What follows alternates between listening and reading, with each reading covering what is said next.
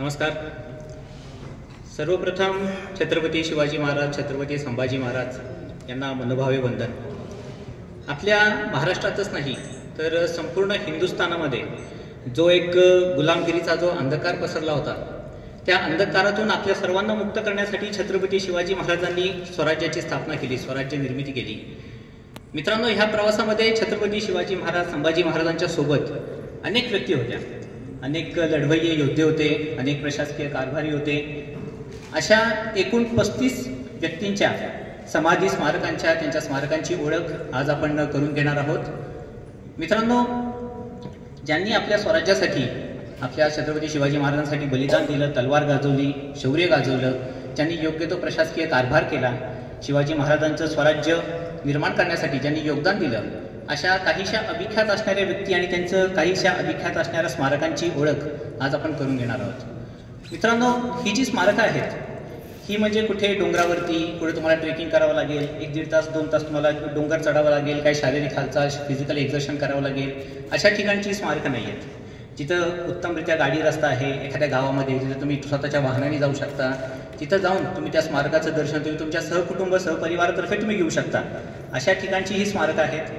त्यामुळे हीच विनंती, आता हा सेशन संपल्यानंतर, या स्मारकांची तुम्हाला ओळख झाल्यानंतर या स्मारकांना तुम्ही जावं, त्याची भेट द्यावी, त्याचा प्रचार व्हावा, हा एक छोटासा हेतू या कार्यक्रमाच्या मागचा आहे.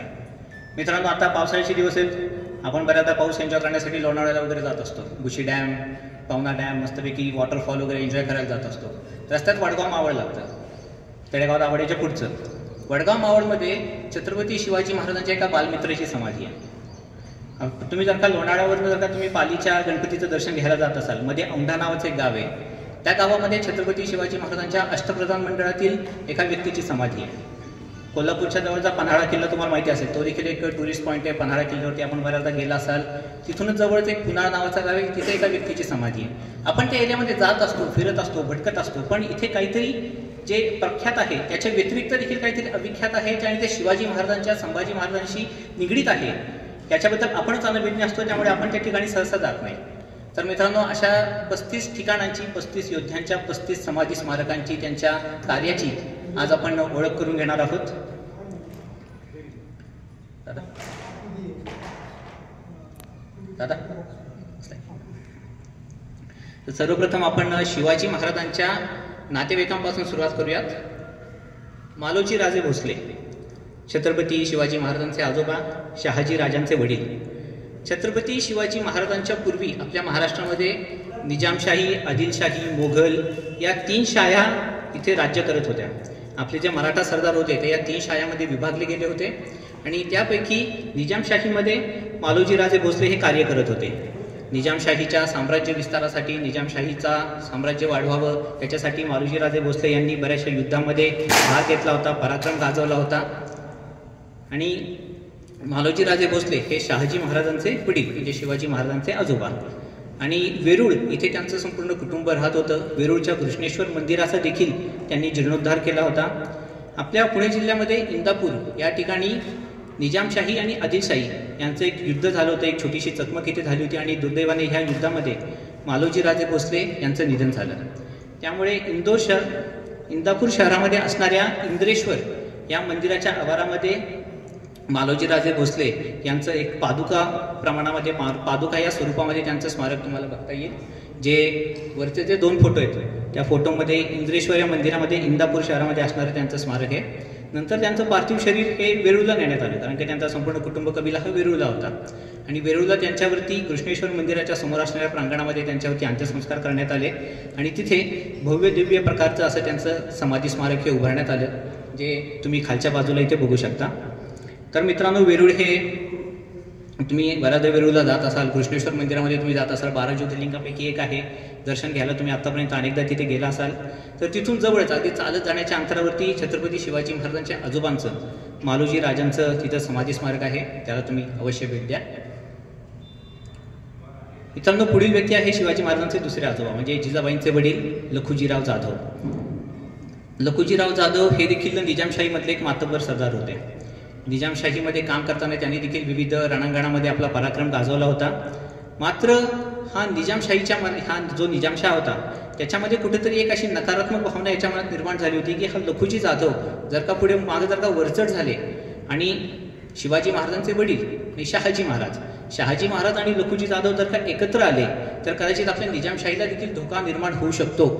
ह्या शंकेखातीर या निजामशहाने एकदा चर्चा सल्लामसलत करण्यासाठी लखुजीराव जाधवांना आपल्या देवगिरी ही जी निजामशाहीची जी राजधानी होती त्या राजधानीवरती बोलवलं.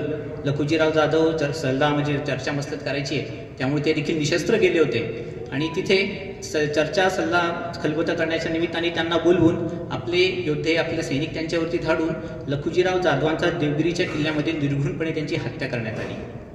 मित्रांनो, त्याच्यानंतर लखुजीराव जाधव यांचं पार्थिव शरीर त्यांचं मूळ गाव सिंदखेड राजा इथं नेण्यात आलं आणि तिथे त्यांच्यावरती अंत्यसंस्कार करण्यात आले. आणि हे जे भव्य दिव्य जे स्मारक आपण बघतोय पहिला जो मोठा फोटो आहे ते लखुजीराव जाधव यांचं समाधी स्मारक आहे. तसेच सिंदखेड राजा या गावामध्ये तुम्हाला लखुजीराव जाधव यांचा त्या काळी त्यांचा जो वाडा होता त्या वाड्याचे अवशेष देखील बघायला मिळतील. आणि त्याच वाड्यामध्ये राजमाता जिजाबाईंचा जन्म देखील झाला होता. तर जिजाबाईंचं जन्मस्थळ आणि लखुजीराव जाधव यांचा वाडा हा देखील तुम्ही सिंदखेड राजा या गावामध्ये तुम्ही बघू शकता.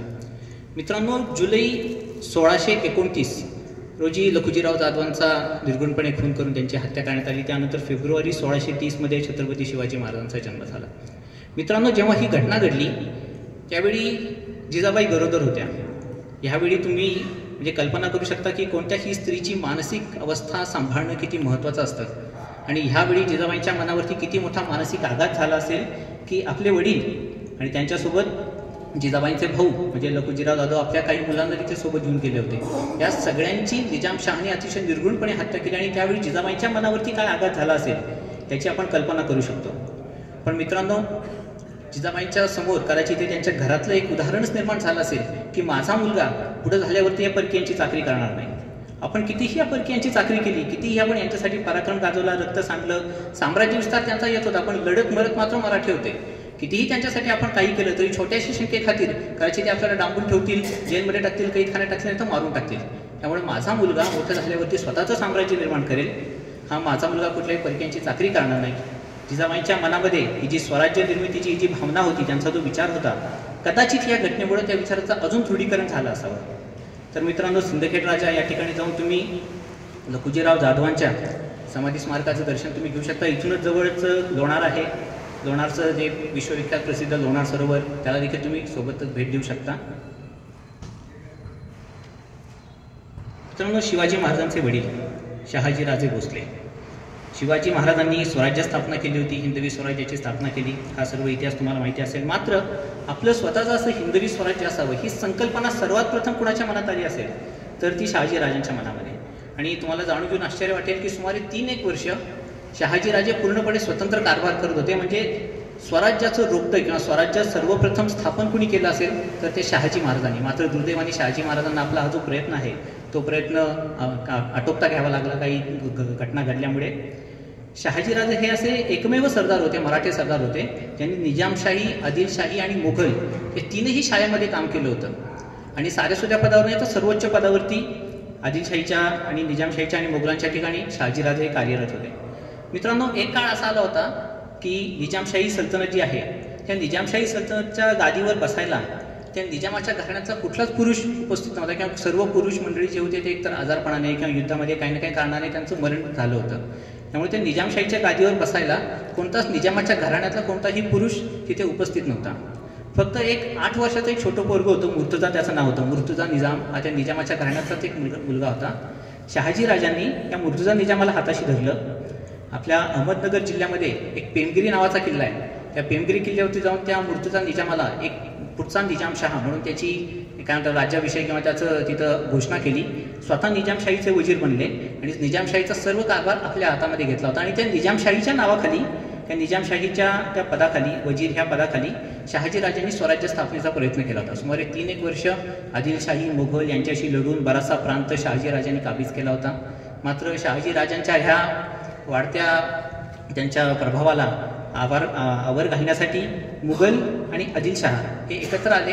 मुघल आणि आदिलशाह यांनी निजामशाहीवरती हल्ला केला आणि दुर्दैवानं ह्याच्यासमोर शहाजीराजांचा आणि त्या निजामशाहीचा टिकाव लागू शकला नाही. त्यामुळे शहाजी महाराजांचा हा जो स्वराज्य स्थापनेचा जो प्रयत्न होता तो काही करून त्यांना तिथे आटोपता घ्यावा लागला. नंतर मुर्तजा निजाम याचा ताबा मुघलांनी घेतला. शहाजी राजा आदिलशाहीमध्ये समाविष्ट झाले, आदिलशाहीचे एक सरदार बनले आणि कर्नाटकामध्ये बेंगलोर म्हणजे बंगळूर या ठिकाणी त्यांची रवानगी करण्यात आली. आत्ता आपण जे बंगळूर शहर बघतो त्या बंगळूर शहराचा खऱ्या अर्थाने पाया ज्यांनी रचला ते शहाजीराजे होते. बंगळूर शहराची खऱ्या अर्थाने डागडुजी, त्याला नावारूपात आणणं, वेगवेगळ्या पेठा बसवणं, तिथं व्यापार, सर्व काही तिथे प्रोसेस, तिथे इम्प्रूव्हमेंट करणं, हे काम खऱ्या अर्थाने बंगळूर शहराचं कोणी केलं असेल तर ते शहाजीराजे. जसं आपण पुण्याचं म्हणतो, पुण्याचं आधीचं नाव पुनवडी होतं, पूर्ण बेचिराग झालं होतं, जिजाबाईंनी आणि बालशिवाजींनी पुणे बसवलं. तसं बंगळूर कोणी बसवलं असेल तर ते शहाजीराजांनी बसवलं. बंगळूरच्या जवळच होदेगिरी नावाचं एक गाव आहे. त्या गावामध्ये देखील शहाजीराजांचा एक वाडा होता आणि या होदेगिरी गावाच्या आसपास जो काही जंगली इलाका होता, काही घनदाट जंगल तिथे होतं. त्या जंगलामध्ये एकदा शहाजीराजे शिकारीसाठी गेले होते आणि शिकार करता करता त्यांचा घोड्याचा पाय एका ठिकाणी अडखळला आणि तिथे घोड्यावरनं लांब फेकले गेले. शहाजीराजांचं वय देखील झालं होतं. या अपघातामध्ये शहाजीराजांचा मृत्यू झाला आणि ज्या ठिकाणी शहाजीराजांचा अंत्यसंस्कार करण्यात आले त्या होदेगिरी या गावामध्ये शहाजीराजांची ही समाधी, शहाजीराजांचं हे स्मारक आपण तिथे जाऊन नक्कीच बघू शकता. बेंगलोरपासून जवळच आहे. तुम्ही काही कामासाठी, काही तुमच्या कुठल्या मित्राला भेटायला, किंवा बेंगलोरमध्ये मोठा IT हब आहे, तिथे तुम्ही कधी गेलात तर वेळात वेळ काढून होदेगिरी या गावी जावा. तिथे शहाजीराजांच्या वाड्याचे अवशेष देखील अजून आहेत आणि त्यांच्या समाधी स्मारकाचं देखील तुम्ही नक्कीच दर्शन घेऊ शकता. मित्रांनो, पालोजी राजांना शहाजीराजांसोबत अजून एक मुलगा होता. म्हणजे छत्रपती शिवाजी महाराजांना एक सख्खा काका देखील होते, त्यांना एक सख्खे काका देखील होते आणि त्यांचं नाव होतं शरीफजी राजे. शरीफजी राजे देखील निजामशाहीमध्ये शहाजीराजांसोबतच कार्यरत होते. शहाजीराजांच्या अनेक युद्धामध्ये त्यांनी भाग घेतला होता. एकदा ही निजामशाही बरखास्त करण्यासाठी आदिलशाही आणि मोघल या दोन शाह्या एकत्र आल्या आणि या दोघांनी एकत्रितरित्या निजामशाहीवरती हल्ला करायचा ठरवलं. तेव्हा निजामशाहीची राजधानी अहमदनगर होती आणि अहमदनगरच्या जवळ भातवडी नावाचं गाव आहे आणि या भातवडी ह्याच्या गावाच्या बाजूनी एक मेखरी नावाची नदी वाहते. त्या मेखरी नदीवरती एक छोटेखानी धरण तेव्हा बांधलेलं होतं आणि पाण्याची सोय व्हावी याच्यासाठी हे मुघल आणि आदिलशाह यांचं जे संयुक्त सैन्य आहे, जे निजामशाही बुडवायला आलं होतं, त्यांनी त्या धरण क्षेत्रामध्ये आपला तळ तिथे ठोकला होता. गनिमी कावा युद्धतंत्राचं एक उत्तम उदाहरण म्हणून आपण या युद्धाकडे बघू शकतो. रात्रीच्या वेळेला शहाजीराजांनी त्या धरणाची भिंत स्फोटकांनी उडवून दिली. धरणाचं पाणी सैन्याच्या तळामध्ये शिरायला लागलं. अन्नधान्य वाहून गेलं, चारा पाणी वाहून गेला, दारूगोळा होता तो पाण्यामध्ये भिजला. सैनिक पूर्णपणे बेसावध होते, ते देखील सैनिक बऱ्यापैकी त्याच्यामध्ये कुणी मृत झाले, जखमी झाले, वाहून गेले आणि जे काही उर्वरित सैन्य होतं त्यांचं आणि निजामशाहीच्या सैन्याचं युद्ध झालं. मुघल आणि आदिलशाह यांच्या सैन्याचा आकडा हा साधारण 1,20,000 असा सांगितला जातो आणि निजामशाही म्हणजे शहाजीराजांकडे जे सैन्य होतं त्याचा आकडा साधारण 30,000 20,000 होता असं सांगितलं जातं. आणि ह्या युद्धामध्ये शहाजीराजांना विजय प्राप्त झाला. 30,000नी 1,20,000 हरवलं. मात्र एक दुर्दैवाची गोष्ट म्हणजे ह्या युद्धामध्ये शरीफजी राजे यांना वीरमरण आलं. शहाजीराजांचे भाऊ शिवाजी महाराजांचे काका शरीफजी राजे यांना या युद्धामध्ये वीरमरण आलं आणि भातवडी या गावामध्ये जिथं त्यांच्यावरती अंत्यसंस्कार करण्यात आले त्या भातवडी गावामध्ये शरीफजी राजांचं हे समाधी स्मारक आहे. मित्रांनो, आजपासून काही वर्षांपूर्वी हे शरीफजी राजांचं जे समाधी स्मारक होतं हे पूर्णपणे अविख्यात होतं. पूर्णपणे त्याची म्हणजे अगदी अक्षरशः स्पष्ट सांगायचं तर त्या जागी भातवडी गावामधला उखिरडा कचरा तिथं जाऊन टाकले जायचे. लोक तिथं कचरा करत होते. आजच्या या आपल्या कार्यक्रमाचे जे आयोजक आहेत, आयोजकांपैकी एक जे आहेत गडकिल्ले सेवा संस्था, यांनी जाऊन त्या भातवडी गावामध्ये सर्व देखरेख केली, सर्व निगराणी केली. शरीफजी राजांच्या या समाधी स्मारकाचं त्यांनी स्थाननिश्चिती केली आणि या समाधी स्मारकाचा जीर्णोद्धार करायचं ठरवलं. आज हे जे जीर्णोद्धारित स्वरूप जे आपल्याला दिसतंय ते आपल्या या गडकिल्ले सेवा संस्था या संस्थेने आपल्या या संस्थेने केलेलं आहे. तिथे जुन्या काळी जी त्यांची शरीफजी राजांची जी समाधी बांधली होती त्या समाधीचे घोटीव दगड तिथे पडलेले होते. आधी आपण या भातवडी गावामध्ये जे कोणी ग्रामस्थ आहेत त्या ग्रामस्थांची एक ग्रामसभा घेतली. ग्रामसभामध्ये ठराव पास करण्यात आला. ठराव पास झाल्यानंतर या समाधीचं डागडुजी करण्याचं काम सुरू झालं. जे घोटीव दगड होते ते बाजूला करून समाधीचा पाया बांधण्यासाठी तिथं उकरण्याचं वगैरे काम सुरू होतं आणि अक्षरशः अंगावरती शहारे आणण्यासारखी गोष्ट आहे की तिथे खोदकाम करत असताना आपल्याला एक कलश सापडला, अस्थि कलश, जो साक्षात शरीफजी राजांचा होता. तो अस्थि कलश पुन्हा तिथं विधिवत त्याचं दफन करून तिथं उत्तमरित्या अशी ही शरीफजी महाराजांची समाधी ही आपल्या गडकिल्ले सेवा संस्था या संस्थेने बांधलेली आहे. तर मित्रांनो, या भातवडी गावात देखील जाऊन तुम्ही धन्यवाद. तर या भातवडी गावामध्ये जाऊन त्या शरीरजी महाराजांच्या समाधीचं तुम्ही दर्शन अवश्य घ्या. तसे त्या भातवडी गावामध्ये एक अतिशय सुंदर असं नरसिंहाचं मंदिर आहे, त्या मंदिराला देखील तुम्ही याच्यासोबत भेट देऊ शकता. मित्रांनो, राजमाता जिजाबाई आपल्या स्वराज्य कार्यामध्ये आणि छत्रपती शिवाजी महाराजांच्या आयुष्यामध्ये जिजाबाईंचं स्थान काय होतं हे वेगळं सांगण्याची गरज नाही. छत्रपती शिवाजी महाराजांचं सर्वस्व, शिवाजी महाराजांचे प्रेरणास्थान, ज्यांनी खरंच शिवाजी महाराजांना स्वराज्य स्थापनेसाठी निर्माण केलं, ज्यांनी खरंच शिवाजी महाराजांना स्वराज्य स्थापनेसाठी घडवलं, बनवलं, त्या म्हणजे राजमाता जिजाबाई. शिवाजी महाराजांच्या अनुपस्थितीमध्ये स्वराज्याचा कारभार अतिशय उत्तमरित्या सांभाळणारे, प्रत्येक मोहिमेमध्ये, प्रत्येक खलबतीमध्ये, सल्लामसलतीमध्ये कोणती मोहीम आखायची असेल, एखादं काम करायचं असेल तेव्हा सुयोग्य सल्ला देणाऱ्या राजमाता जिजाबाई. रायगडावरती जेव्हा शिवाजी महाराजांचा राज्याभिषेक झाला तेव्हा दुर्दैवाने केवळ 15 दिवसातच जिजाबाईंचा देहांत झाला. रायगडावर जेव्हा शिवाजी महाराजांनी आपली राजधानी राजगडावरून रायगडावरती जेव्हा स्थलांतरित केली होती तेव्हा रायगडावरती जे काही वातावरण होतं त्याचा जिजाबाईंना त्रास होऊ लागला. जिजाबाईंचं तेव्हा वय झालं होतं, त्यामुळं रायगडाच्या पायथ्याला पाचाड नावाचं जे गाव आहे त्या गावामध्ये शिवाजी महाराजांनी जिजाबाईंच्या वास्तव्यासाठी एक वाडा तिथं बांधला होता आणि त्या वाड्यामध्ये जिजाबाईंचं देहांत झाला आणि त्या पाचाड या गावामध्ये जिजाबाईंची समाधी आहे. जेव्हा तुम्ही रायगड किल्ल्याकडे जाता तेव्हा रस्त्यातच पाचाड गाव आणि समाधीस्थळ लागतं. तुमच्यापैकी बऱ्याच जणांनी याला भेट दिली पण असेल, नसेल दिली तर अवश्य तुम्ही ह्या समाधीस्थळाला जेव्हा जेव्हा तुम्ही रायगड किल्ल्याला भेट द्यायला जाल तेव्हा नक्कीच भेट द्या. मित्रांनो, आज या निमित्ताने आपण जिजाबाईंच्या आयुष्यातला एक वेगळा पैलू आज आपण बघणार आहोत. जिजाबाई प्रशासकीय कामामध्ये तर शिवाजी महाराजांच्या सोबत होत्या, सल्लामसलत देखील करायच्या, मात्र जिजाबाई या युद्धनीतीमध्ये देखील निपुण होत्या. मित्रांनो, तुम्हाला माहिती असेल की पुरंदरचा तह झाल्यानंतर शिवाजी महाराज औरंगजेबाच्या भेटीला गेले होते. तिथे शिवाजी महाराजांना कैदेत ठेवण्यात आलं, नजर कैदेत ठेवण्यात आलं. शिवाजी महाराजांनी मग आजारपणाचं जे नाटक केलं आणि नंतर मिठाईच्या पेटारीतून पळून शिवाजी महाराज सुखरूपरित्या राजगडावर आले. ही घटना तुम्हाला माहिती असेल. कित्येक महिने राजा आपल्या राजधानीपेक्षा, आपल्या साम्राज्यापेक्षा लांब होता आणि शत्रूकडे कैदेत होता. दुसरी कोणतीही राजसत्ता जर असती तर एकतर ते राजसत्ता पूर्णपणे कोलमडली असती किंवा त्या राजसत्तेमध्ये अंतर्गत बंडाळी निर्माण होऊ शकते. मात्र आपल्या मराठा साम्राज्यामध्ये तसं अजिबात झालं नाही, कारण ते सांभाळण्यासाठी तर राजमाता जिजाबाई खंबीरपणे उभ्या होत्या, खंबीरपणे इथे त्या उपस्थित होत्या. आणि अजून एक आश्चर्याची गोष्ट म्हणजे की ह्याच कालखंडामध्ये जेव्हा शिवाजी महाराज स्वतः शत्रूकडे कैदेत आहेत याच कालखंडामध्ये आपला साम्राज्य विस्तार झाला होता. कोल्हापूर आणि सिंधुदुर्ग जिल्ह्याच्या सरहद्दीवरती एक रांगडा नावाचा किल्ला आहे. हा रांगडा किल्ला स्वतः जिजाबाईंनी स्वराज्यामध्ये सामील केला होता. ह्या रांगडा किल्ल्याच्या युद्धामध्ये स्वतः जिजाबाई होत्या. म्हणजे जिजाबाई या फक्त प्रशासकीय कारभार याच्यामध्येच निपुण होत्या असं नाही, तर युद्धशास्त्रामध्ये देखील जिजाबाईंना माहिती होती. जिजाबाई स्वतः त्या रणांगणावरती उपस्थित होत्या आणि रांगडा किल्ला स्वराज्यामध्ये सामील करण्याचं काम कुणी केलं तर जिजाबाईंनी केलं. तर मित्रांनो, जिजाबाईंचे समाधीस्थळ तुम्ही बघितलं असेलच, जर नसेल बघितलं तर जेव्हा जेव्हा तुम्ही रायगडाला भेट द्याल तेव्हा पाचाड गावामध्ये जाऊन या समाधीस्थळाचं देखील तुम्ही अवश्य दर्शन घ्यावं. मित्रांनो, तुम्ही रामायण महाभारत अनेकदा ऐकलं असेल, वाचलं असेल, टीव्हीवर तरी बघितलं असेल. आपल्याला रामासोबत 14 वर्ष वनवासात गेलेल्या सीतामाई आपल्याला माहिती आहेत. 13 वर्ष वनवास, 1 वर्ष अज्ञातवास भोगलेली द्रौपदी आपल्याला माहिती आहेत. मात्र मराठा साम्राज्य टिकावं याच्यासाठी तब्बल 29 वर्ष मुघलांच्या कैदेमध्ये असणारी ही स्त्री आहे महाराणी येसूबाई. छत्रपती संभाजी महाराजांच्या पत्नी, छत्रपती शिवाजी महाराजांची सून महाराणी येसूबाई. मित्रांनो, संभाजी महाराजांचा जेव्हा दुर्दैवी पद्धतीने जेव्हा मृत्यू झाला त्याच्यानंतर संपूर्ण कुटुंब कबिला हा रायगड किल्ल्यावरती होता आणि रायगड किल्ल्याला जुल्फिकार खान नावाच्या मुघलांच्या सरदारांनी वेढा दिला होता. या वेड्यामधनं राजाराम महाराजांना निसटण्याची संधी मिळाली. राजाराम महाराज तिथून निसटले. खरं तर हे येसूबाईंनीच केलेलं एक राजकारण होतं की राजाराम महाराजांनी तिथून निघून जावं.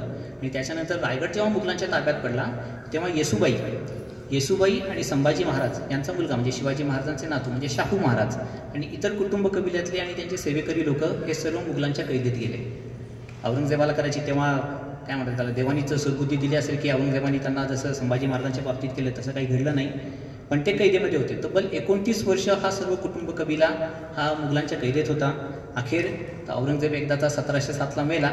औरंगजेब मेल्यानंतर औरंगजेबाच्या मुलांनी फक्त शाहू महाराजांना सोडलं, म्हणजे जिजाबाई आणि संभाजी महाराजांचा जो मुलगा होता, शिवाजी महाराजांचे जे नातू होते, फक्त त्यांना सोडलं. पण येसूबाई या अजूनही कैदेत होत्या.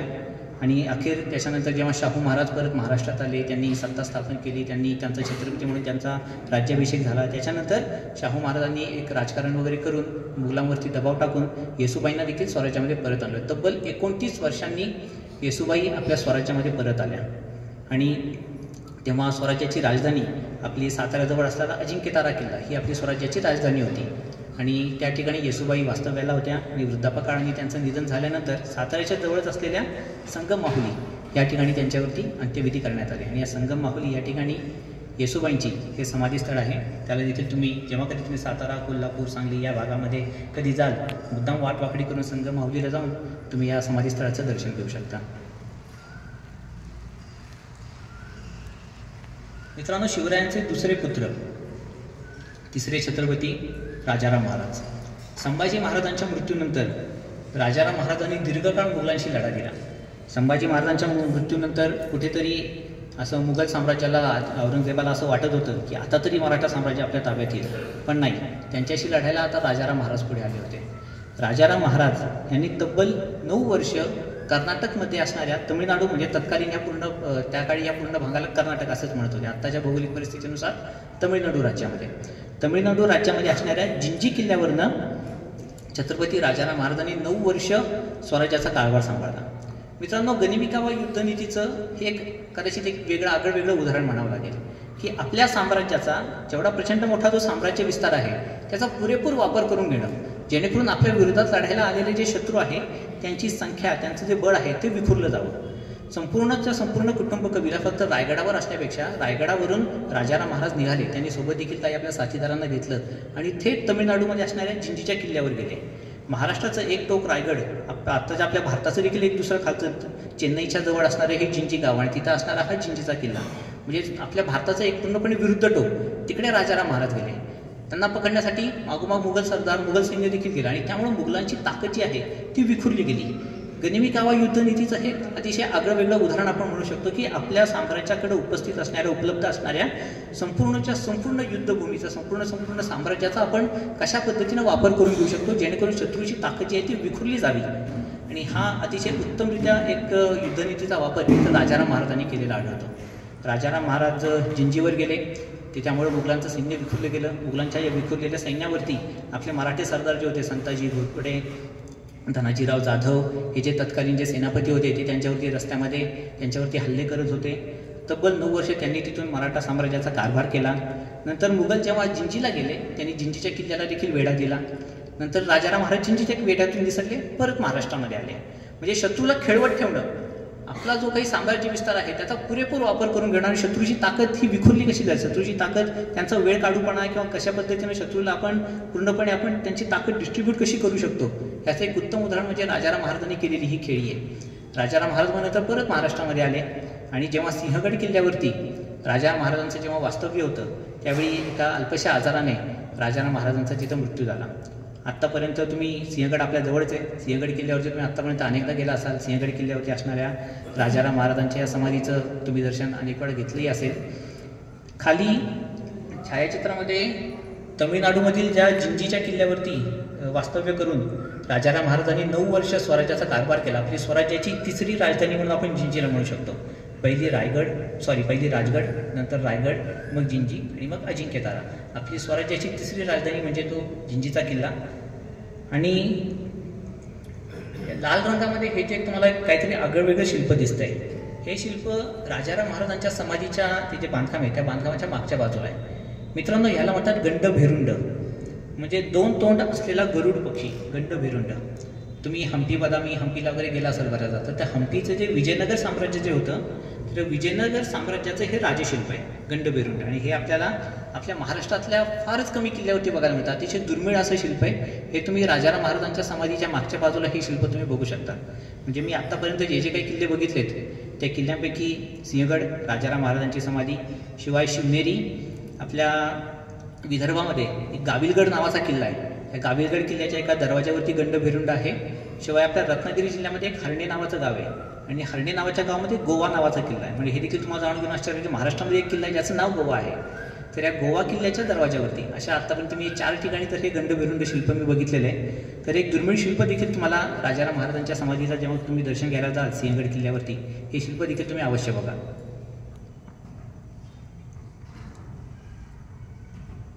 मित्रांनो, राजाराम महाराजांच्या मृत्यूनंतर महाराणी ताराबाई यांनी मराठा साम्राज्याची सगळी धुरा आपल्या हातामध्ये घेतली. छत्रपती शिवाजी महाराजांच्या सून राजाराम महाराजांच्या पत्नी आपल्या मराठा साम्राज्याचे जे सेनापती होते हंबीरराव मोहिते यांच्या या कन्या आणि ज्यांनी देखील तब्बल 7 वर्ष मुघलांशी झुंज दिली. मित्रांनो, तुम्ही 1689 ते 1707 हा जर का कालखंड बघितला ना तर मराठा साम्राज्याचा हा खरंच बिकट असा कालखंड म्हणता येईल. कारण 1689 संभाजी महाराजांचा मृत्यू झाला. मुघलांना वाटलं आता तरी मराठा साम्राज्य आपण जिंकू शकतो, पण राजाराम महाराजांनी सगळी सत्ता आपल्या हातामध्ये घेतली आणि मुघलांशी लढा दिला. राजाराम महाराज गेल्यानंतर कोणीतरी मोठा मढावा असा भोसले घराण्यातला कुठलाही पुरुष तेव्हा तिथे उपस्थित नव्हता. कारण की राजाराम महाराज ताराबाई यांचे जे पुत्र होते त्यांचं नाव तिथे शिवाजी होतं, छोटे शिवाजी महाराज. त्यांचं वय तेव्हा कमी होतं, पण अशा वेळी ह्या स्त्रीने सर्व ताबा आपल्या हातामध्ये घेतला आणि मुघलांशी तब्बल 7 वर्ष झुंज दिली. मित्रांनो, आपल्याला झाशीची राणी माहिती असेल. झाशीचे जे महाराज होते गंगाधर पंत, त्यांचा मृत्यू झाल्यानंतर इंग्रजांविरुद्ध धीरोदात्तपणे लढणारी, आपल्या बाळाला पाठीशी बांधून इंग्रजांविरुद्ध धीरोदात्तपणे लढणारी झाशीची राणी आपल्याला माहिती आहे, पण महाराणी ताराबाईंचं कर्तृत्व आज आपल्यापेक्षा फार कमी जणांना माहिती असेल. मित्रांनो, तब्बल 7 वर्ष औरंगजेबासारख्या एका क्रूर कर्माविरुद्ध लढणं, आपलं मराठा साम्राज्य टिकवून ठेवणं हे काही सोपं गोष्ट नव्हतं. मात्र ते महाराणी ताराबाई यांनी ते करून दाखवलं. आपल्या साताऱ्याच्या इथे अजिंक्यतारा किल्ल्यावरती नंतर त्यांच्या वृद्धापकाळात महाराणी ताराबाई यांचं देखील वास्तव्य तिथेच होतं आणि त्यांचा देखील मृत्यू झाल्यानंतर संगम माहुली याच ठिकाणी त्यांच्यावरती अंत्यविधी करण्यात आले. संगम माहुलीच्या घाटावरती जी अनेक मंदिरं आहेत त्या घाटावरती तुम्ही कधी चालत असाल तर तिथे बाजूला एक असं तारेचं कुंपण वगैरे केलेली अशा पद्धतीने महाराणी ताराबाई यांची खरं तर याचे डागडुजी आणि काहीतरी त्याचं उत्तम असं जीर्णोद्धार होणं गरज आहे आणि अशा पद्धतीची समाधी तुम्हाला तिथे बघायला मिळेल. मित्रांनो, शिवाजी महाराजांच्या कुटुंबातील एक काहीसं अविख्यात नाव आहे. शिवाजी महाराजांच्या सून आणि राजाराम महाराजांच्या अजून एक पत्नी ताराबाई आपल्याला माहिती आहेत. राजसबाई म्हणून देखील एक आपल्या राजाराम महाराजांना अजून एक पत्नी होत्या आणि राजाराम महाराजांच्या तिसऱ्या पत्नी म्हणजे या अहिल्याबाई भोसले. काही कागदपत्रांमध्ये आणि दस्तावेजांमध्ये यांचा उल्लेख अंबिकाबाई भोसले असा देखील आलेला आहे. तर जेव्हा राजाराम महाराज जिंजीला गेले होते, जिंजीवरनं त्यांनी 9 वर्ष कारभार केला. जिंजीला बेढा पडल्यानंतर परत ते जिंजीवरनं निसटले, परत महाराष्ट्रामध्ये आले. महाराष्ट्रामध्ये आल्यानंतर त्यांच्यासोबत जो कुटुंब कबिला होता त्याच्यामध्ये अहिल्याबाई भोसले देखील होत्या आणि त्यांनी अहिल्याबाई भोसलेंना विशाळगडावरती ठेवलं होतं. विशाळगडावरती अहिल्याबाई भोसलेंचा मुक्काम होता. राजाराम महाराज महाराष्ट्रामध्ये आतमध्ये आले.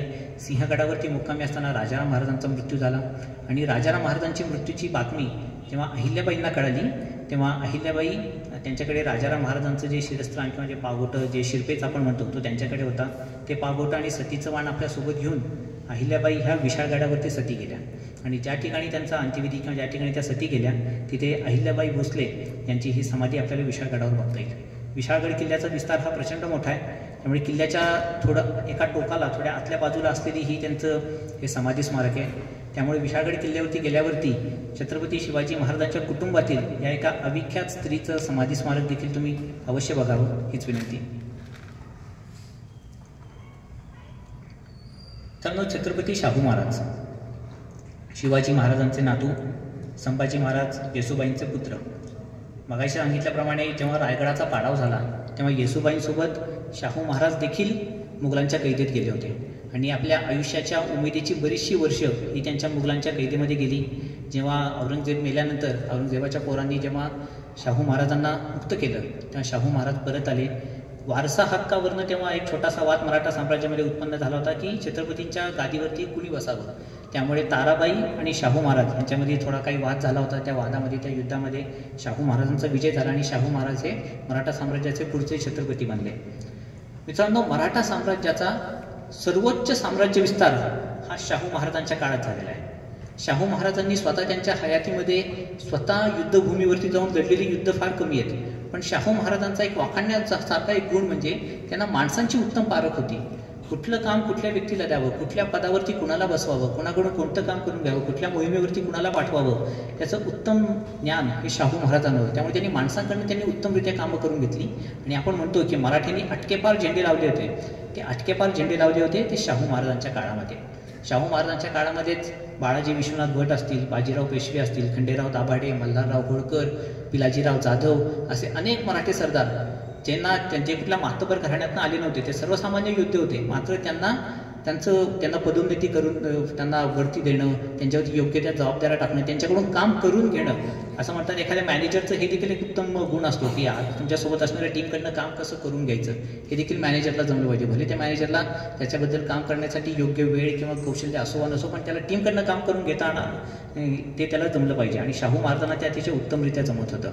आपण जे म्हणतो की अटके पार, अटकचा किल्ला, अगदी अटक ते कटक साम्राज्य विस्तार झाला होता तो शाहू महाराजांच्या काळात. आणि संगम माहुली याच ठिकाणी शाहू महाराजांचं हे समाधी स्मारक आहे.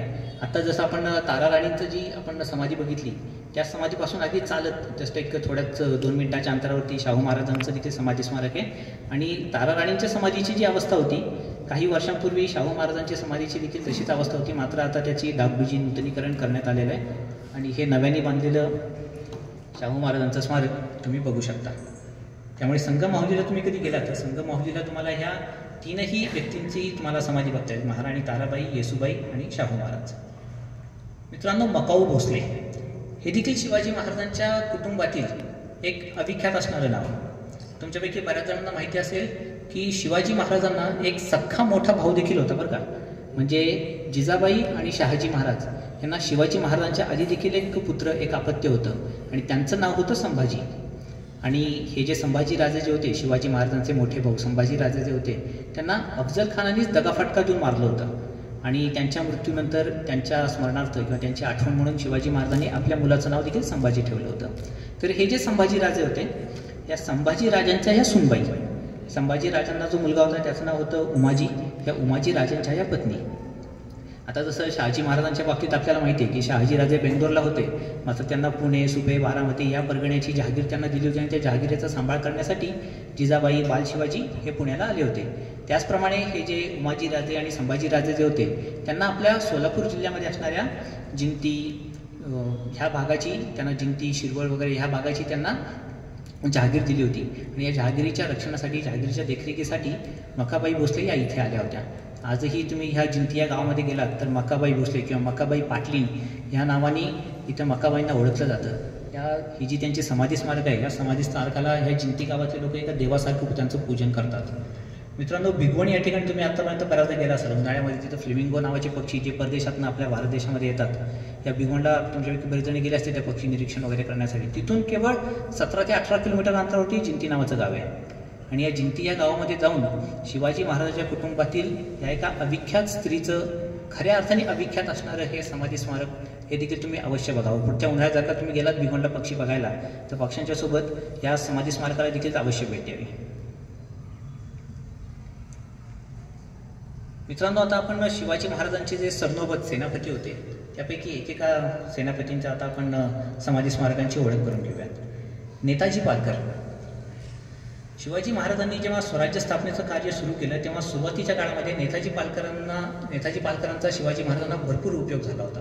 नेताजी पालकरांचं जे शौर्य होतं, नेताजी पालकरांची जी बुद्धी होती, त्यामुळं नेताजी पालकरांना प्रतिशिवाजी म्हणलं जायचं. आणि स्वराज्य विस्तारामध्ये त्यांचं भरघोस योगदान होतं.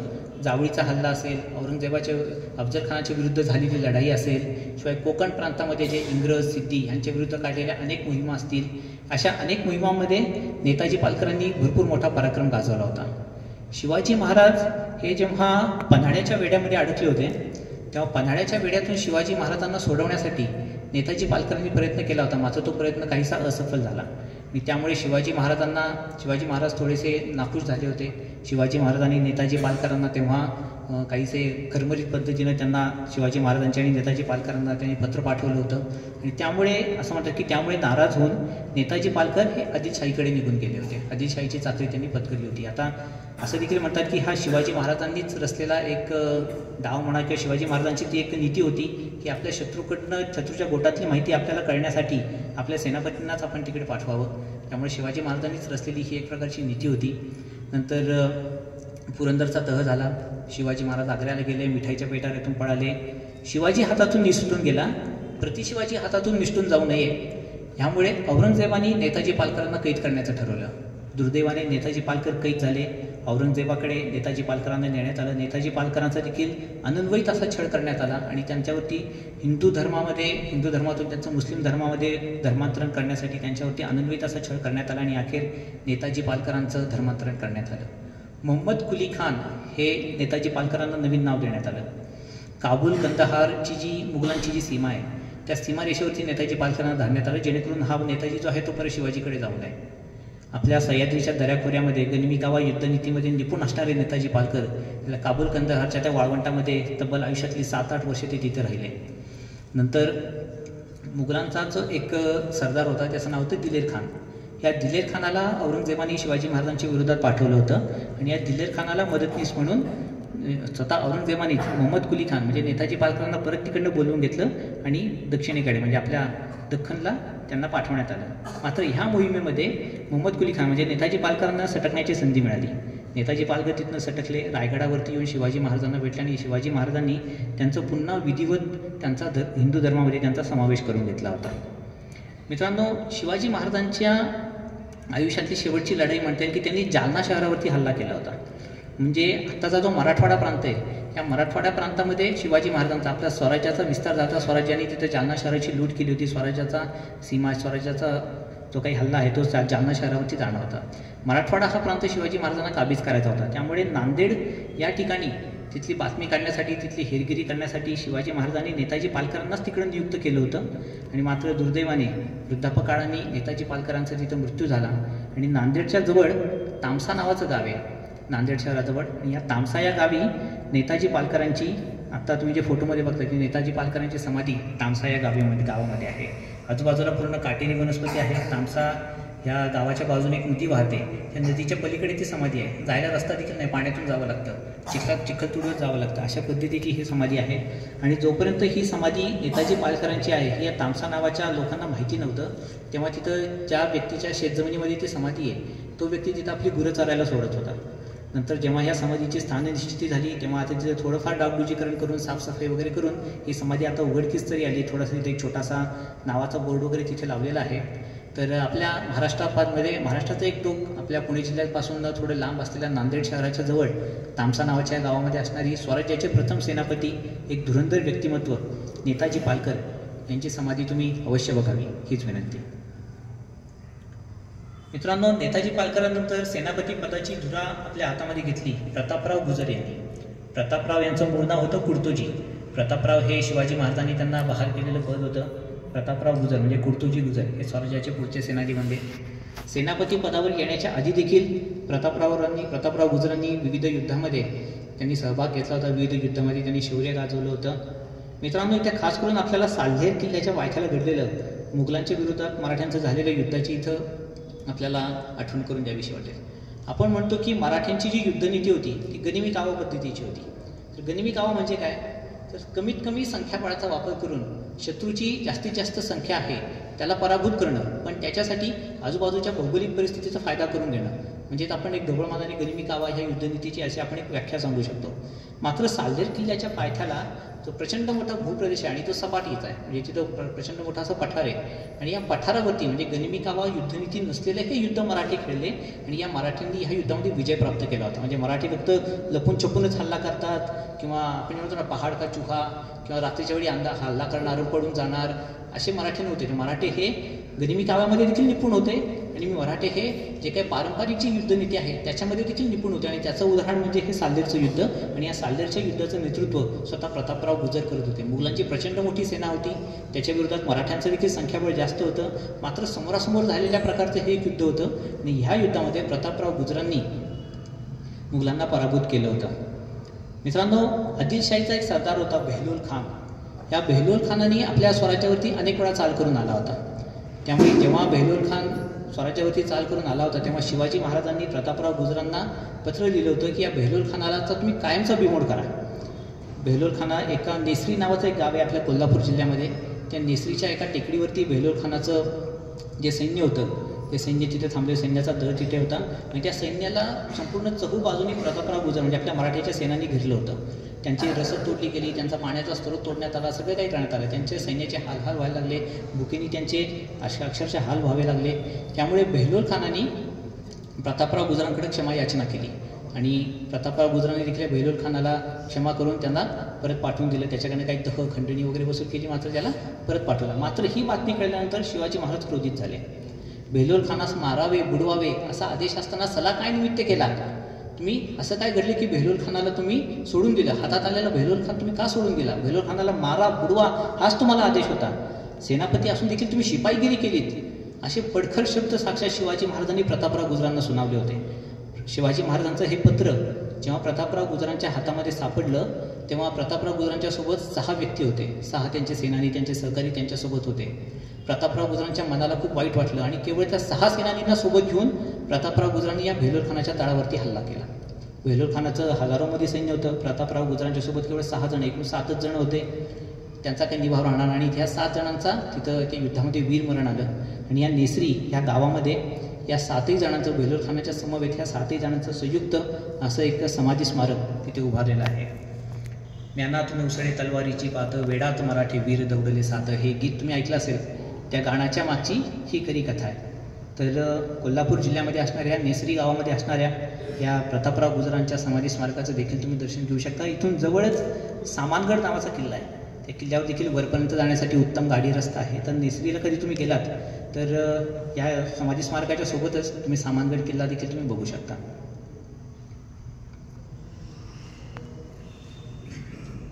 प्रतापराव गुजरांच्या नंतर हंबीरराव मोहिते यांना सेनापती पदाची धुरा देण्यात आली. हंबीरराव मोहिते हे महाराणी ताराबाईंचे वडील होते आणि शिवाजी महाराजांच्या पत्नी सोयराबाई यांचे भाऊ होते. शिवाजी महाराजांचा राज्याभिषेक झाल्यानंतर शिवाजी महाराजांनी दक्षिण दिग्विजयाची मोहीम हाती घेतली होती. आपलं मराठा साम्राज्य आत्ताच्या भौगोलिक परिस्थितीनुसार सांगायचं गेलं तर कोल्हापूर, बेळगाव ह्या आता जी राज्य आहेत तितक्यापर्यंत मराठा साम्राज्य सीमित होतं. ह्या मराठा साम्राज्याच्या सीमा चेन्नईच्या जवळ असणारे जिंजी, वेल्लोर, तंजावर इथपर्यंत पसरवण्याचं भला मोठा मराठा साम्राज्याचा साम्राज्य विस्तार हा दक्षिण दिग्विजय मोहिमेमध्ये झाला होता. आणि ह्या मोहिमेमध्ये छत्रपती शिवाजी महाराजांच्या सोबत हंबीरराव मोहिते होते. हंबीरराव मोहितेंनी या दक्षिण दिग्विजयच्या या मोहिमेमध्ये प्रचंड मोठा असा पराक्रम गाजवला होता. आणि हंबीरराव मोहितेंचं सगळ्यात महत्त्वाचं कॉन्ट्रीब्युशन आपल्या मराठा साम्राज्यामध्ये म्हणता येईल की जेव्हा शिवाजी महाराजांचं निधन झालं आणि शिवाजी महाराजांचं निधन झाल्यानंतर पुढील छत्रपती म्हणून कुणाला विराजमान करावं याच्याबद्दल एक काहीशी दुही निर्माण झाली होती. काही प्रशासकीय अधिकारी यांचं म्हणणं होतं की राजाराम महाराजांना पुढील छत्रपती बनवावं. मात्र हंबीरराव मोहिते हे मात्र ह्या बाबतीत खऱ्या अर्थाने सजग व्यक्ती होते. हंबीरराव मोहिते हे अतिशय धीरोदात्तपणे संभाजी महाराजांच्या पाठीशी उभे राहिले. तसं बघायला गेलं तर सोयराबाईंचे पुत्र राजाराम महाराज, सोयराबाईंचे सख्खे भाऊ हंबीरराव मोहिते, म्हणजे राजाराम महाराज आणि हंबीरराव मोहिते हे खऱ्या अर्थाने सख्खे मामाभाचे. आणि संभाजी महाराज आणि हंबीरराव मोहिते तसं पाहिजे तर सावत्र मामाभाचे. मात्र आपल्या सख्ख्या भाच्याला पाठिंबा न देत संभाजी राजांना पाठिंबा दिला होता हंबीरराव मोहितेंनी, कारण भविष्यामधल्या संभाव्य धोक्याची यांना जाणीव होती. औरंगजेब जर का उलट्या दख्खनमध्ये उतरला तर औरंगजेबाच्या समोर 2 हात करण्यासाठी, औरंगजेबाच्या त्या प्रचंड सेनेचा सामना करण्याची ताकद कोणामध्ये आहे की संभाजी महाराजांमध्ये. राजाराम महाराजांचं वय तेव्हा लहान होतं, त्यामुळे छत्रपती पदावरती विराजमान कुणी व्हायला पाहिजे तर फक्त संभाजी महाराजांनीच व्हायला पाहिजे. त्यामुळे इतर जे कोणी प्रशासकीय अधिकारी, दरबारी मंडळी, अष्टप्रधान मंडळातील अधिकारी संभाजी महाराजांच्या विरोधात होते, मात्र हा व्यक्ती संभाजी महाराजांच्या बरोबर होता. आणि ह्यांच्या पाठिंब्यामुळे संभाजी महाराज खऱ्या अर्थी छत्रपती पदावरती विराजमान झाले. आणि पुढे औरंगजेबाशी जो एक दीर्घ लढा संभाजी महाराजांनी दिला त्याच्यामध्ये देखील हंबीरराव मोहितेंचा खूप मोठा वाटा आहे. संभाजी महाराजांना पकडण्यासाठी वेगवेगळ्या ठिकाणी आपल्या स्वराज्याची लयलूट आणि प्रदेश जिंकण्यासाठी औरंगजेबाने जे आपले वेगवेगळे सरदार पाठवले होते त्यापैकी सर्जा खान नावाचा जो सरदार होता त्याच्या विरुद्ध वाई इथं हंबीरराव मोहितेंचं युद्ध झालं. आणि ह्या युद्धामध्ये एक तोफेचा गोळा लागून हंबीरराव मोहिते यांना वीर मरण आलं. हंबीरराव मोहितेंचं मूळ गाव आपल्या साताऱ्याच्या थोडं पुढे हायवेच्या उजव्या बाजूलाच तळबीड नावाचं गाव आहे. त्या तळबीड ह्या गावामध्ये हंबीरराव मोहिते यांचं हे समाधी स्मारक आहे, त्याला तुम्ही भेट देऊ शकता. शिवाय ह्या तळबीड गावाच्या मागे वसंतगड नावाचा किल्ला आहे. अतिशय सोपा किल्ला आहे, सोपी चढणे. आणि त्या किल्ल्याला देखील तुम्ही ह्या समाधी स्मारकाच्या सोबत तुम्ही त्या वसंतगड किल्ल्याला देखील तुम्ही भेट देऊ शकता. हंबीरराव मोहितेंच्या नंतर सेनापती पदाची धुरा गेली ती संताजी घोरपडेंकडे. आपल्या मराठा साम्राज्यातील कदाचित सर्वात यशस्वी सेनापती म्हणून संताजी घोरपडेंचं नाव घेतलं जाईल. कारण त्यावेळेला पाहिजे तेवढा खजिना नव्हता, पाहिजे तेवढं आपल्याकडे मनुष्यबळ नव्हतं. अतिशय वाईट परिस्थिती आपल्या मराठा साम्राज्याची खऱ्या अर्थाने बिकट परिस्थिती होती. मात्र अशा काळामध्ये देखील आपल्या राजाराम महाराजांच्या आणि तारा राणींच्या नेतृत्वाखाली संताजी घोरपडे आपल्या सैन्याला हाताशी घेऊन मोगलांशी 2 हात करत होते. मित्रांनो, औरंगजेबाने ज्या ठिकाणी आपल्या संभाजी राजांना मारलं ते तुळापूर या ठिकाणी औरंगजेबाचा तळ पडला होता. औरंगजेबाच्या या तळावरती संताजी घोरपडे आपल्या सैन्यासोबत गेले, त्याने त्या तळावरती हल्ला केला आणि असं म्हणतात की शिवाजी महाराजांची शिकवण होती की भलेही तो आपला शत्रू असेल, तो जर का आपल्या देवाची पूजा करतोय, काही इबादत करतोय, देवाची पूजा अर्चना करतोय, तेव्हा त्याला मारू नका. असं म्हणतात की त्याचवेळी औरंगजेब हा नमाज पठण करत होता किंवा काही जण ठिकाणी असा पण उल्लेख आहे की औरंगजेब त्यावेळी आपला जसा जो शाही तंबू होता, त्या शाही तंबूमध्ये नाही तर कुठल्या दुसऱ्या तंबूमध्ये जाऊन त्यावेळी तिथे मुक्कामी होता.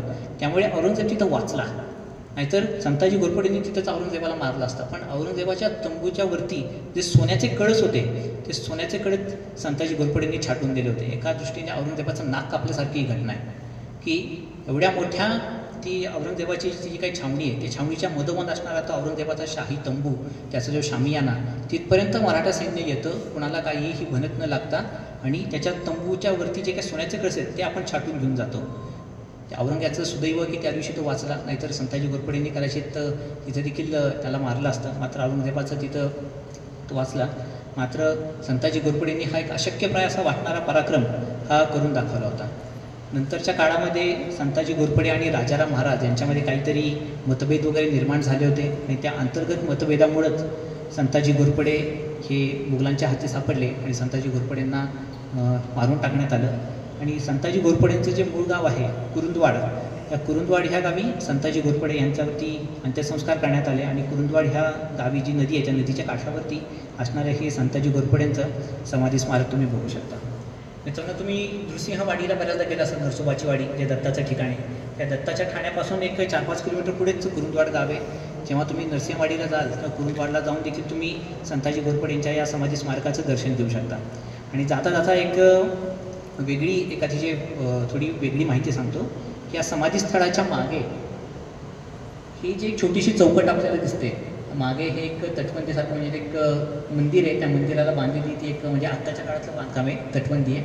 आणि ही जी छोटीशी चौकट दिसते ते एक गणपतीचं मंदिर आहे, छोटंसं मंदिर आहे. आणि त्या गणपतीच्या मंदिरामध्ये प्रवेश करताना ती जी सुरुवातीला जी चौकट असते, त्या चौकटीतून आपण प्रवेश करतो, तर त्या चौकटीच्या डाव्या बाजूचा जो खांब आहे, दगडी खांब आहे, त्या दगडी खांबाला एक छोटंसं छिद्र आहे. आणि जेव्हा आपण त्या छिद्रामधनं जोरात हवा फुंकतो तेव्हा शंखनाद झाल्यासारखा आवाज येतो. जेव्हा तुम्ही ह्या समाधीस्थळाचं दर्शन घ्यायला कुरुंदवाडला जाल तेव्हा हा देखील तुम्ही एकदा तिथे ह्या समाधीस्थळासोबत ह्या मंदिराला आणि ह्या अतिशय वेगळ्या अशा एक स्थापत्य कलेला ह्याला देखील तुम्ही अवश्य भेट द्या. आता कोल्हापूर जिल्ह्यामध्ये असणारं कुरुंदवाड गाव म्हणजे आपल्या समुद्रकिनाऱ्यापासून भरपूर लांब असं गाव आहे. कोणत्याही मंदिरामध्ये घंटानाद, शंखनाद हा व्हायलाच पाहिजे. पण कदाचित जेव्हा ह्या मंदिराचं बांधकाम सुरू झालं तेव्हा तिथे करायचे शंख वगैरे हे करायचे तेव्हा तिथे उपलब्ध नसतील. पण आपल्या पूर्वजांच्या स्थापत्यकलेचं आपण इथे वाखाणलं पाहिजे की दगड कोणत्या प्रतीचा असायला पाहिजे, त्याला छिद्र किती डायमीटरचं असायला पाहिजे, जेणेकरून हवा पास होताना शंखनादासारखा आवाज निर्माण होईल. या सगळ्याचं ज्ञान आपल्या पूर्वजांना होतं बरं का. आणि त्यामुळं जेव्हा तुम्ही या समाधीस्थळाचं दर्शन घ्याल तेव्हा हे गणपतीचं मंदिर आणि तिथं असणारा हे आगळा वेगळा एक स्थापत्यकलेचा एक नमुना हा देखील तुम्ही अवश्य बघावा.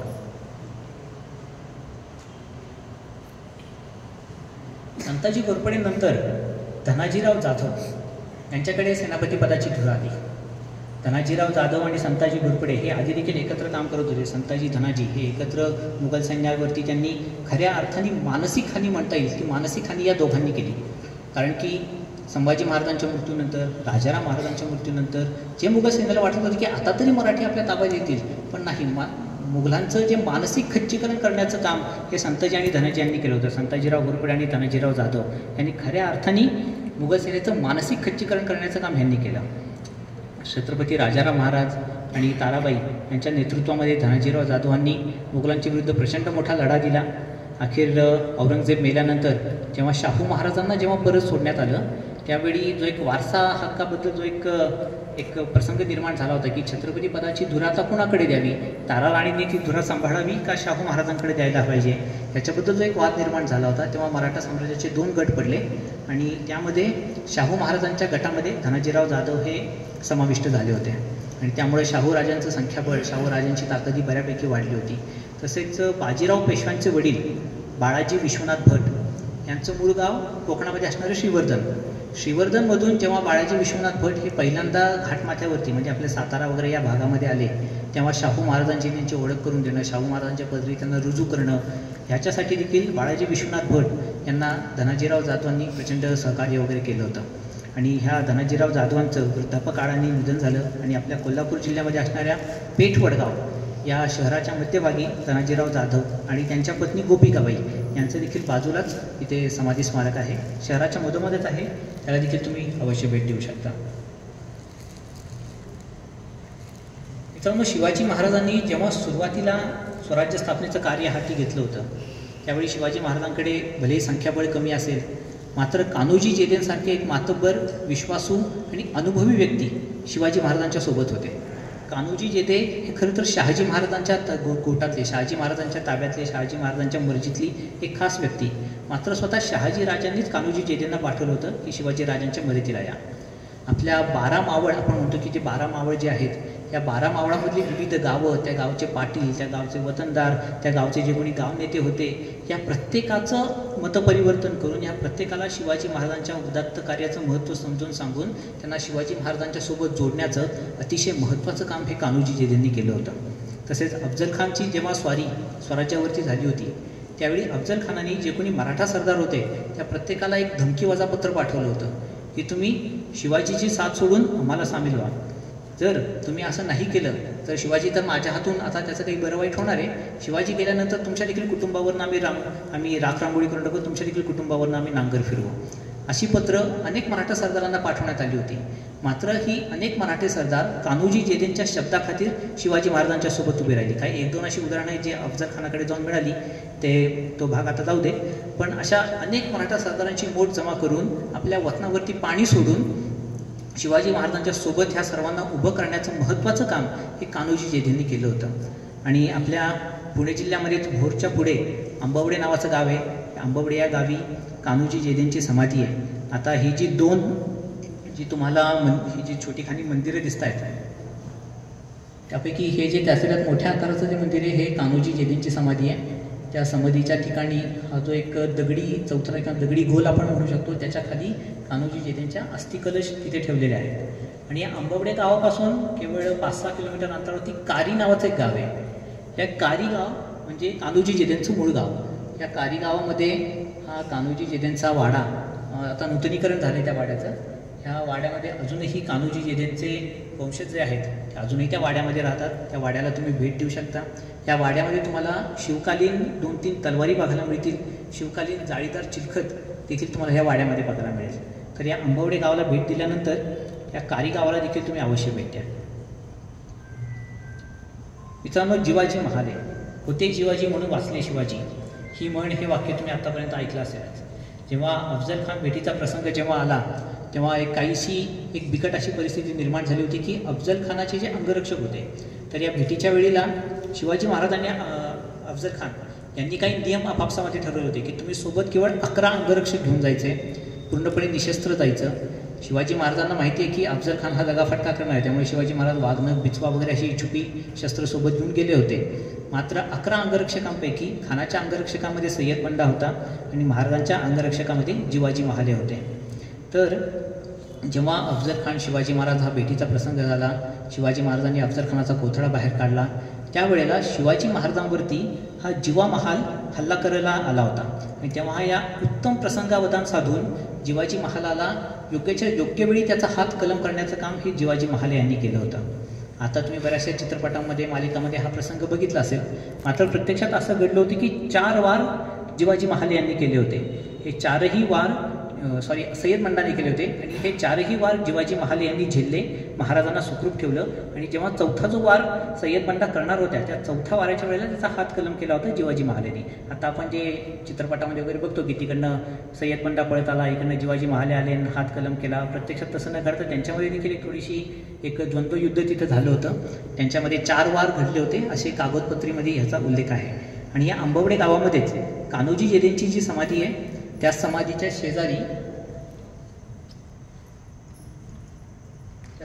शेजारी ही जिवा महाल यांची समाधी आहे आणि जिवा महाल यांचा हा अस्थिकलश तुम्हाला या ठिकाणी बघण्यात येईल.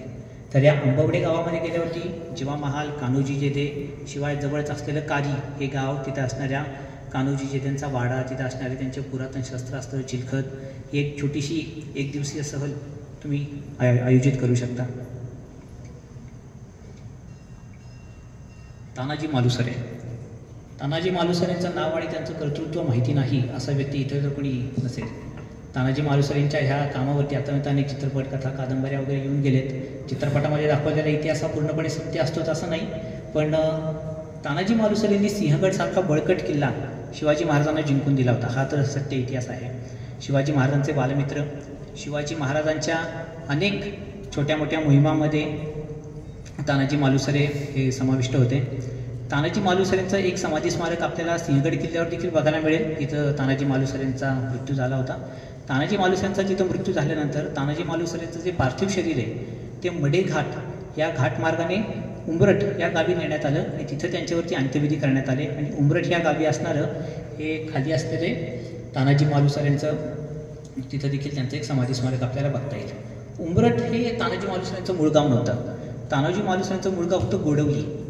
गोडवली इथे तानाजी मालुसरेंचे सर्व वंशज वगैरे राहत होते.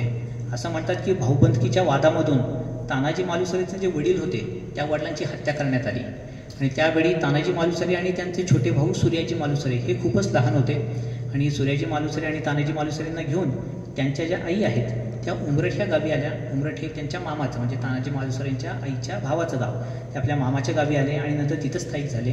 म्हणजे आपण जे म्हणतो की तानाजी मालुसरे उंबरठला राहायचे, उंबरठ त्यांचं मूळगाव, पण त्यांचं मूळगाव हे गोडवली होतं जे आपल्या वाईच्या जवळ आहे.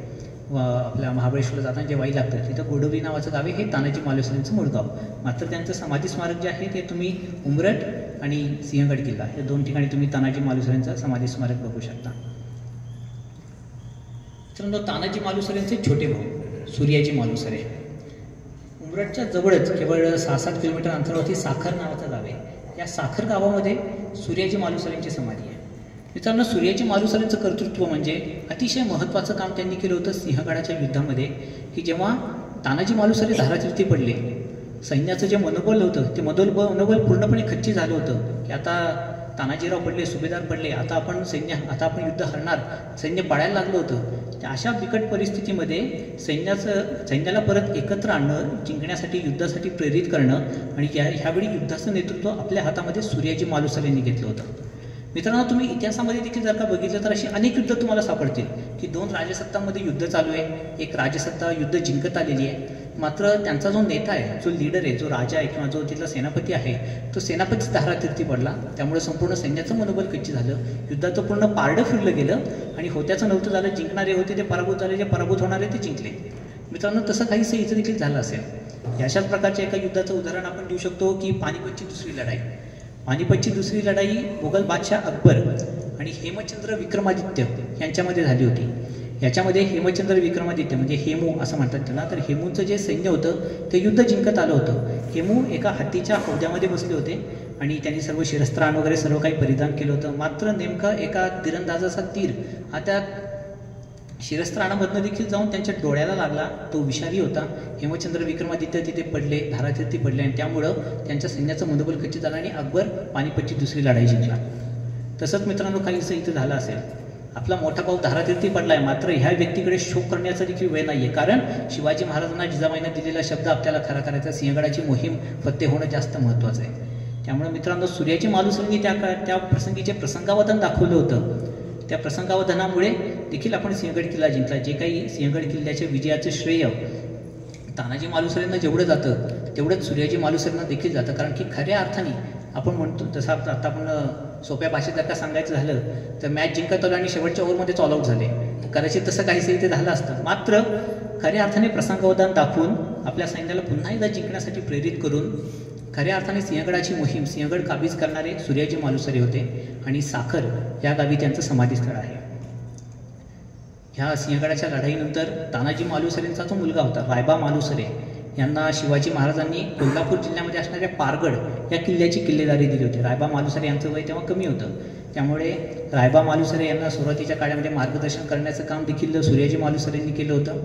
आणि त्याच्यानंतर वृद्धापकाळामध्ये नंतर सूर्याजी मालुसरे आपल्या मूळ गावी म्हणजे उंबरठ ह्या गावी परत आले होते. तिथं त्यांचा मृत्यू झाल्यानंतर साखर गावी ते तेव्हा कदाचित स्मशानभूमी वगैरे असेल, तिथं त्यांचं अंत्यविधी करण्यात आला आणि त्या ठिकाणी असणारी सूर्याजी मालुसरेंची ही समाधी ही देखील तुम्ही बघू शकता. उंबरठपासून जवळच केवळ 7-8 किलोमीटर अंतरावरती जवळच समाधीस्थळ आहे.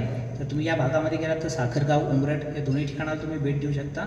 तसेच उंबरठपासून केवळ 7-8 किलोमीटर पुढं एक गाव आहे, त्या गावाच्या मागे चंद्रगड नावाचा किल्ला आहे. चंद्रगड किल्ला चांगला उंच, चांगला 1.5-2 तासाची दणदणी चढण आहे. तर त्या चंद्रगड किल्ल्याला जर का शारीरिक क्षमता असेल तर चंद्रगड किल्ला देखील तुम्ही करू शकता आणि त्यासोबतच या 2 समाधीस्थळांना देखील तुम्ही भेट देऊ शकता.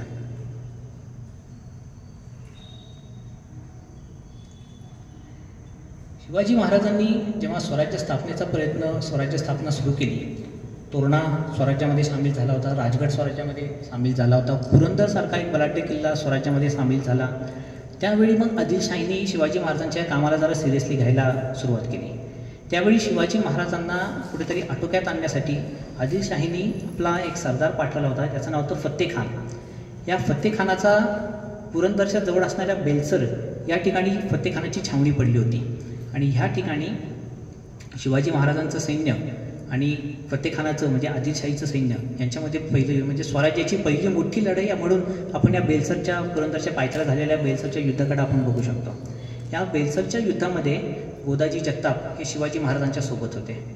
या फत्तेखानाकडे मोसेखान नावाचा देखील एक बलाढ्य सरदार होता आणि मोसेखान आणि गोदाजी जगताप हे दोघे एकमेकांच्या समोरासमोर आले आणि ह्या युद्धामध्ये गोदाजी जगताप यांनी मोसेखानाला तलवारीने फाडून मारून टाकला होता आणि त्यामुळं हे जे युद्ध होतं ते शिवाजी महाराजांचं सैन्य हे युद्ध जिंकू शकले कारण या गोदाजी जगतापांच्या पराक्रमामुळं.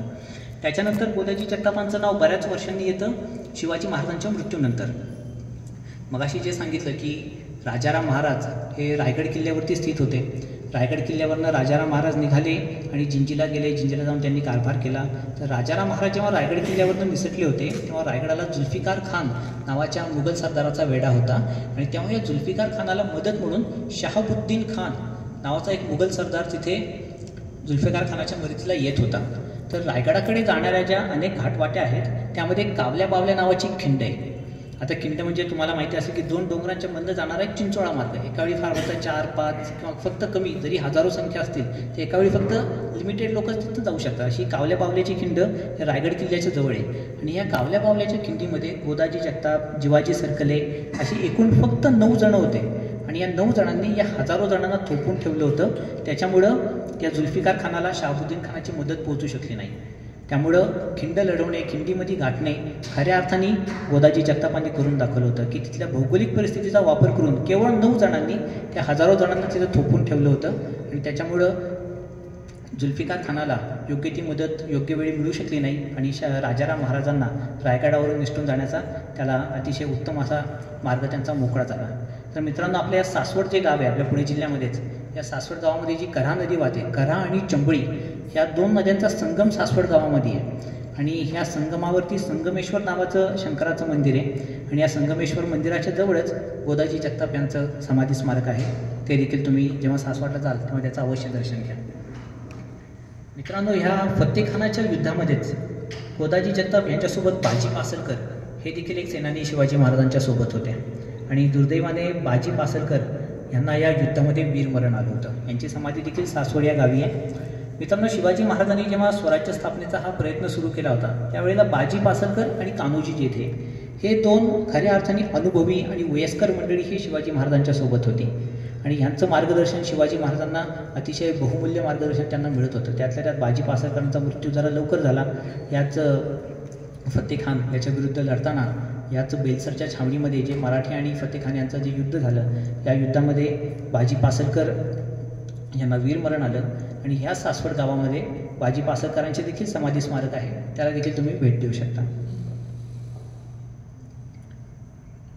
मित्रांनो, बाजी आणि फुलाजी प्रभू देशपांडे, रोहिड खोरं हा जो प्रांत आहे आपल्या भोरच्या जवळचा, या रोहिड खोऱ्याचा प्रांत जेव्हा शिवाजी महाराजांच्या ताब्यात आला तेव्हा रोहिड खोऱ्यामध्ये बांदल नावाचं जे घराणं तिथं राज्य करत होतं, बांदल घराण्याचं त्या रोहिड खोऱ्यामध्ये त्यांचं वर्चस्व होतं, ते देखील शिवाजी महाराजांना सामील झाले आणि या बांदल घराण्यामध्ये काम करणारे बांदलांच्या त्यांच्या दरबारामध्ये काम करणारे प्रशासकीय अधिकारी म्हणजे बाजीप्रभू देशपांडे आणि त्यांचे भाऊ फुलाजी प्रभू देशपांडे. बाजीप्रभू आणि फुलाजी प्रभू देशपांडे देखील या बांदलांच्या समवेत छत्रपती शिवाजी महाराजांना सामील झाले. शिवाजी महाराज जेव्हा पन्हाळ्याच्या वेढ्यामध्ये अडकले होते त्या पन्हाळ्याच्या वेढ्यातून रातोरात निसटून शिवाजी महाराजांना विशाळगड गाठायचा होता. त्यावेळी सिद्दी जोहर या आदिलशाही सेनानींनी, आदिलशाही सरदारांनी पन्हाळ्याला वेढा दिला होता आणि तेव्हा या सिद्दी जोहरच्या सेनेला थोपवून ठेवण्याचं अतिशय मोठं भीम पराक्रमाचं काम हे बाजीप्रभू देशपांडेंनी केलं होतं आणि नंतर त्यांना वीरमरण आलं त्या युद्धामध्ये. बाजी फुलाजी प्रभू देशपांडे आणि नंतर त्यांचं पार्थिव शरीर विशाळगडावरती नेऊन तिथे त्यांच्यावरती अंत्यविधी करण्यात आले. आत्तापर्यंत अनेक कथा कादंबऱ्या चित्रपटामध्ये तुम्ही हा इतिहास वाचला असेल, बघितला असेल. मात्र एक अविख्यात अशी घटना इथे सांगावीशी वाटते की आपल्या भोर शहरापासून कोकणामध्ये उतरायला वरंदा घाट आहे. भोरपासून आपण जेव्हा वरंदा घाटाकडे जातो मध्ये मोहनगड नावाचा किल्ला आहे. मोहनगड नावाचा किल्ला हा ओसाड किल्ला पडलेला होता. तर शिवाजी महाराजांनी लिहिलेलं एक अस्सल, एक अतिशय उत्तम, म्हणजे ज्याला आपण जेन्युइन म्हणू शकतो, एक खरं असं पत्र आज उपलब्ध आहे. आणि त्या पत्रामध्ये शिवाजी महाराजांनी बाजीप्रभू देशपांडेंना आज्ञा केली आहे की तो मोहनगड ओस पडला आहे, त्या मोहनगडाची डागडुजी करा, किल्ला वस्ता करा, किल्ला राखता ठेवा. आणि बाजीप्रभू देशपांडेंनी या मोहनगड किल्ल्याची पुनर्बांधणी केली होती. मोहनगड किल्ल्यावरती संरक्षणात्मक दृष्ट्या तसेच राहण्यासाठी ज्या काही सर्व उपाययोजना, ज्या काही बांधणी तंत्रज्ञान तिथे असायला हवं ते सर्व करून मोहनगड किल्ला राखता करण्याचं काम, पुन्हा एकदा तयार डागडुजी करण्याचं काम हे बाजीप्रभू देशपांडेंनी केलं होतं. स्वराज्यासाठी दिलेलं हे बाजीप्रभू देशपांडेंचं काहीचं अविख्यात असणारं कॉन्ट्रीब्युशन देखील आपण लक्षात घेतलं पाहिजे. आणि विशाळगड किल्ल्याला जेव्हा तुम्ही भेट द्याल तर विशाळगडला बाजीप्रभू फुलाजीप्रभू देशपांडे यांची समाधी, आधी आपण जी बघितली ती अहिल्याबाई भोसले यांची समाधी, ह्या समाधीस्थळांना तुम्ही विशाळगड किल्ल्यावरती गेल्यावरती तुम्ही अवश्य भेट देऊ शकता. बहिर्जी नाईक, छत्रपती शिवाजी महाराजांच्या गुप्तहेर खात्याचे प्रमुख. कुठलंही राज्य सुरक्षित ठेवण्यासाठी त्या राज्याचं गुप्तहेर खातं सक्षम असणं खूप गरजेचं आहे. अगदी आत्ता देखील आपल्या भारत देशाचं गुप्तहेर खातं सक्षम आहे, त्यामुळे बरेचसे आपल्या भारतावरती होणारे हल्ले आपण थोपवू शकतो. त्याप्रमाणे छत्रपती शिवाजी महाराजांचं ते गुप्तहेर खातं होतं आणि त्या गुप्तहेर खात्याचे प्रमुख होते बहिर्जी नाईक. बहिर्जी नाईकांच्या सोबत त्यांची देखील एक मोठी टीम असेल, त्यांच्याकडे देखील अनेक व्यक्ती त्यांच्या हाताखाली कार्यरत असतील. मात्र हे बहिर्जी नाईकांचंच एका पद्धतीनं कौशल्य म्हणावं लागेल, बहिर्जी नाईकांचंच एका पद्धतीनं हे यश म्हणावं लागेल की आज फक्त आपल्याला बहिर्जी नाईकांचंच नाव माहिती आहे. म्हणजे गुप्तहेरांची नावं देखील गुप्त आहेत, जी आपल्याला कोणत्याही दस्तावेजामध्ये देखील मिळत नाही, कोणत्याही कथा कादंबऱ्यामध्ये, कोणत्याही बखरीमध्ये, कोणत्याही कागदपत्रामध्ये देखील मिळत नाही. आपल्याला नेता माहिती आहे बहिर्जी नाईक, मात्र त्यांच्या हाताखाली जी टीम होती, जे कोणी इतर अधिकारी होते, त्यांची नावं देखील गुप्त आहेत. हे बहिर्जी नाईकांचंच खऱ्या अर्थाने यश म्हणावं लागेल की इतकं आत्ता शिवाजी महाराजांच्या इतिहासावरती इतकं संशोधन झालेलं आहे.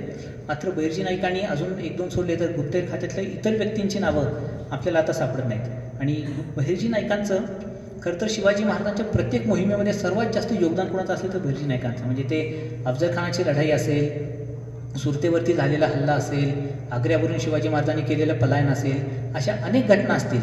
या सर्व घटनांमध्ये शत्रूची इत्यंभूत माहिती काढून आणणं, पलायन जर का करायचं असेल तर कुठल्या मार्गाने गेलं पाहिजे, कुठला मार्ग सुखरूप आहे, कुठल्या मार्गाने जाणं टाळलं पाहिजे, ह्या सर्व घटनांचं, ह्या सर्व तत्वांचं, ह्या सर्व वेगवेगळ्या फॅक्टर्सचं ज्ञान बहिर्जी नाईकांनी आधीच मिळवलं होतं.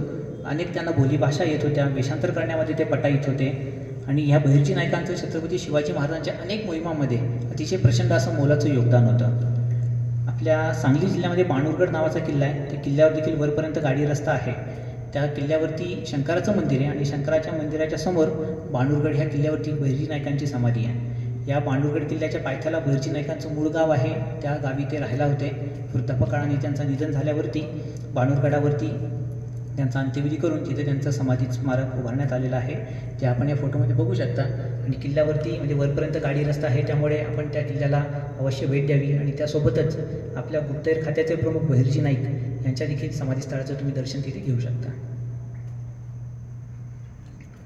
बाळाजी अवजी चित्रे, छत्रपती शिवाजी महाराजांच्या अष्टप्रधान खात्यामधील चिटणीस पदावरती बाळाजी अवजी चित्रे हे विराजमान होते, त्यामुळे त्यांचं नाव बाळाजी अवजी चिटणीस असं देखील काही ठिकाणी आपल्याला नमूद केलेलं आढळतं. शिवाजी महाराजांनी जेव्हा कोकणातली मोहीम आखली होती, कोकणामध्ये इंग्रज आणि सिद्धी यांच्या विरोधात, तेव्हा राजापूर या ठिकाणी शिवाजी महाराजांचा या चित्रे घराण्यातील लोकांसोबत संबंध आला. आणि बाळाजी अवजी चित्रे यांचं अगदी मोत्यासारखं सुंदर अक्षर बघून शिवाजी महाराजांनी त्यांना पत्रलेखन विभागाची जबाबदारी दिली होती. पुढे त्यांची पदोन्नती होऊन ते चिटणीस पदावरती देखील विराजमान झाले होते. शिवाजी महाराजांना आपल्या स्वराज्याला जे काही इतर राज्यांकडनं जे काही वेगवेगळ्या प्रकारची पत्रं येत असतील, ती पत्रं सुरक्षितरित्या सांभाळून ठेवणं, त्यांची नक्कल परत बनवणं, शिवाय आपल्याकडे जर का त्यांना पत्र पाठवणे असतील तर पुरेसा कागद साठा, शाई, दौत, बोरू ह्याचा उत्तमरित्या सांभाळ करून ठेवणं.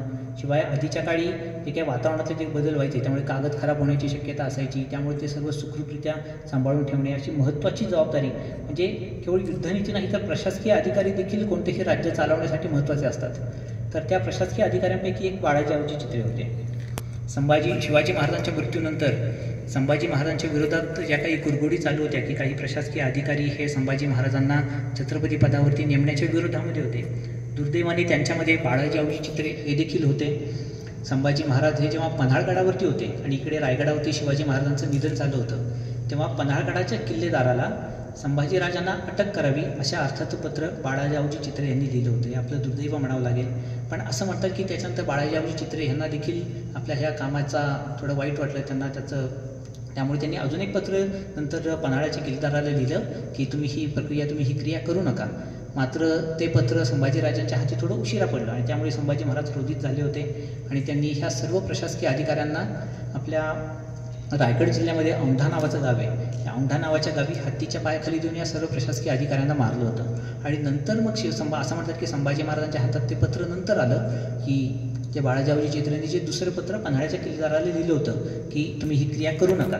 त्यामुळे संभाजी महाराजांनी केवळ बाळाजी आवजी चित्रे यांच्या स्मृतिप्रित्यर्थे तिथं हा स्तंभ उभारला आणि तो स्तंभ आजही तुम्ही औंढा या गावी बघू शकता. आपण खोपोलीवरनं जेव्हा पालीला जातो अष्टविनायकापैकी बल्लाळेश्वर, आता ॲडलॅप जिमाजिका वगैरे ह्या सर्व गोष्टी त्या रस्त्यात लागतात ज्या तुम्हाला माहिती असतील. पुढे गेल्यानंतर उंबरखिंडीचा एक फाटा लागतो. उंबरखिंडीचं जे युद्ध शिवाजी महाराजांनी केलं होतं तो उंबरखिंडीचा फाटा डावीकडे आणि त्या उंबरखिंडीच्या फाट्याचा अजून थोडंसं एक 50 मीटर पुढे गेले की उजव्या हातालाच औंढा नावाचा फाटा आहे. आणि औंढा गावामध्ये प्रवेश करण्याची देखील गरज नाही. औंढा गावात प्रवेश करण्याच्या आधीच एका माळरानावरती एक पत्र्याचं शेड वगैरे बांधलेलं आहे आणि तिथं ही बाळाजी आवजी चित्रे यांची ही समाधी तिथे आहे. त्याचं तुम्ही दर्शन घेऊ शकता. आपल्या जवळच आहे आपल्या पुण्यापासून. कधी तुम्ही त्या भागामध्ये फिरायला गेलात तर त्याचे तुम्ही अवश्य दर्शन घ्या.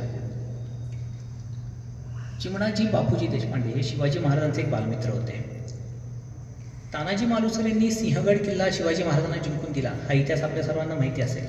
मात्र शिवाजी महाराजांनी जेव्हा स्वराज्य स्थापनेचा प्रयत्न स्वराज्य स्थापना जेव्हा शिवाजी महाराजांनी सुरू केली तेव्हा पहिल्यांदा शिवाजी महाराजांना सिंहगड किल्ला जिंकून देणारे होते बापूजी मुदगल देशपांडे.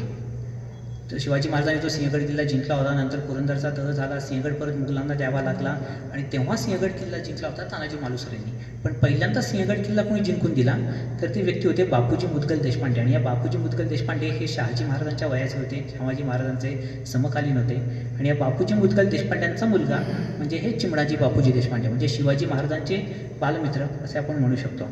आणि त्यामुळं शाहिस्तेखान हा जेव्हा लाल महालामध्ये तळ ठोकून होता तेव्हा त्या लाल महालाची सगळी अंतर्गत माहिती चिमणाजी देशपांडे यांना उत्तम होती, कारण त्या लाल महालामध्येच शिवाजी महाराजांच्या सोबत हे देखील वास्तव्याला होते. त्यामुळे जेव्हा शाहिस्तेखानावरती हल्ला केला तेव्हा शिवाजी महाराजांनी खास करून बापूजी देशपांडे चिमणाजी देशपांडे यांना आपल्या सोबत घेतलं होतं. या हल्ल्याचं नेतृत्व आघाडीवरती चिमणाजी बापूजी देशपांडे तेव्हा आघाडीवर होते. शिवाजी महाराज जे सैन्य घेऊन रात्री तिथे घुसले होते आणि शाहिस्तेखानावरती हल्ला केला तेव्हा त्याला आतमधल्या सगळ्या वाटा सर्व रस्ता दाखवण्याचं काम हे चिमणाजी बापूजी देशपांडे यांनी केलं होतं. आपल्या सिंहगड रोडवरती नांदोशी नावाचं गाव आहे. हे कोल्हेवाडी क्रिकेटवाडी हा जो एरिया लागतो तिथून नांदोशी गावाचा फाटा आहे. या नांदोशी गावामध्ये गेल्यावरती इथं चिमणाजी बापूजी देशपांडे यांचं समाधी स्मारक तुम्हाला बघता येईल. आणि खाली हे जे 2 फोटो दिसत आहेत हे खेड शिवापूर इथे असणारे बापूजी मुदगल देशपांडे यांच्या वाड्याचे फोटो आहेत. शिवाजी महाराज हे जिजाबाईंच्या सोबत जेव्हा पुण्यामध्ये आले होते तेव्हा त्यांचं लाल महालामध्ये वास्तव्य होतं हे तुम्हाला माहिती असेल. पण लाल महाल काय बांधून तयार नव्हता. तर जेव्हा लाल महालाचं बांधकाम चालू होतं तेव्हा या बापूजी मुदगल देशपांडे यांचा हा जो वाडा होता खेड शिवापूर या वाड्यामध्ये 3 वर्ष जिजाबाई आणि बालशिवाजींचं वास्तव्य होतं. हा वाडा अजूनही सुस्थितीमध्ये आहे. अजूनही तिथं लोक राहतात. तुम्ही कधी खेड शिवापूरला गेलात तर ह्या वाड्याला देखील तुम्ही भेट देऊ शकता जिथं बालशिवाजी राहिले होते. तिथं शिवाजी महाराजांचं तब्बल 3 वर्ष वास्तव्य होतं. हा वाडा आजही तुम्हाला खेड शिवापूरला बघता येईल. आणि नांदोशी गावी असणारी चिमणाजी बापूजी देशपांडे यांची समाधी देखील तुम्हाला बघता येईल. मित्रांनो, ह्याच बापूजी मुदगल देशपांडे यांचा अजून एक मुलगा नारायण बापूजी देशपांडे. शिवाजी महाराजांनी सुरतेवर हल्ला केला होता हा प्रसंग तुम्हाला माहिती असेल. सुरतीची लूट घेऊन जेव्हा शिवाजी महाराज परत स्वराज्यामध्ये येत होते आणि सगळी ती सुरतीची लूट सोबत घेऊन शिवाजी महाराज आपले लोणावळा, लोहगड, विसापूर, मळवली ह्या प्रांतामध्ये जेव्हा आले होते तेव्हा एक दुःखद बातमी शिवाजी महाराजांना कळाली की होदेगिरी या ठिकाणी शहाजी राजांचा मृत्यू झाला आहे. आणि शहाजी राजांच्या मृत्यूची बातमी ऐकल्यानंतर राजगड किल्ल्यावरती जिजाबाई सती जाणार होत्या. ही बातमी शिवाजी महाराजांना तेव्हा कळाली. काही करून जिजाबाईंना सती जाण्यापासून शिवाजी महाराजांना परावृत्त करायचं होतं. त्यामुळे ती एवढी मोठी लूट सोबत घेऊन एवढ्या कमी गतीने जाऊन चालणार नाही. त्यामुळे शिवाजी महाराजांनी ती सगळी लूट लोहगड किल्ल्यावरती ठेवली. शिवाजी महाराज पुढे गेले जिजाबाईंना सती जाण्यापासून परावृत्त करण्यासाठी. आणि त्यावेळी जुन्नरचं जे ठाणं आहे ते मोगलांच्या ताब्यात होतं. आणि जुन्नरच्या ठाणेदाराला ही बातमी कळाली की शिवाजी सुरेची सगळी लूट घेऊन ह्या प्रांतापर्यंत आलेला आहे, लोणावळा, मळवली ह्या भागापर्यंत आलेला आहे. त्यामुळं जुन्नरच्या ठाणेदाराने ह्या लुटीवरती हल्ला करण्याचा प्रयत्न केला, जेणेकरून ती लूट आपण परत मिळवू शकू. या प्रयत्न त्यांनी ह्या लूट परत मिळवण्यासाठी या जुन्नरच्या ठाणेदाराने तिथं हल्ला केला होता.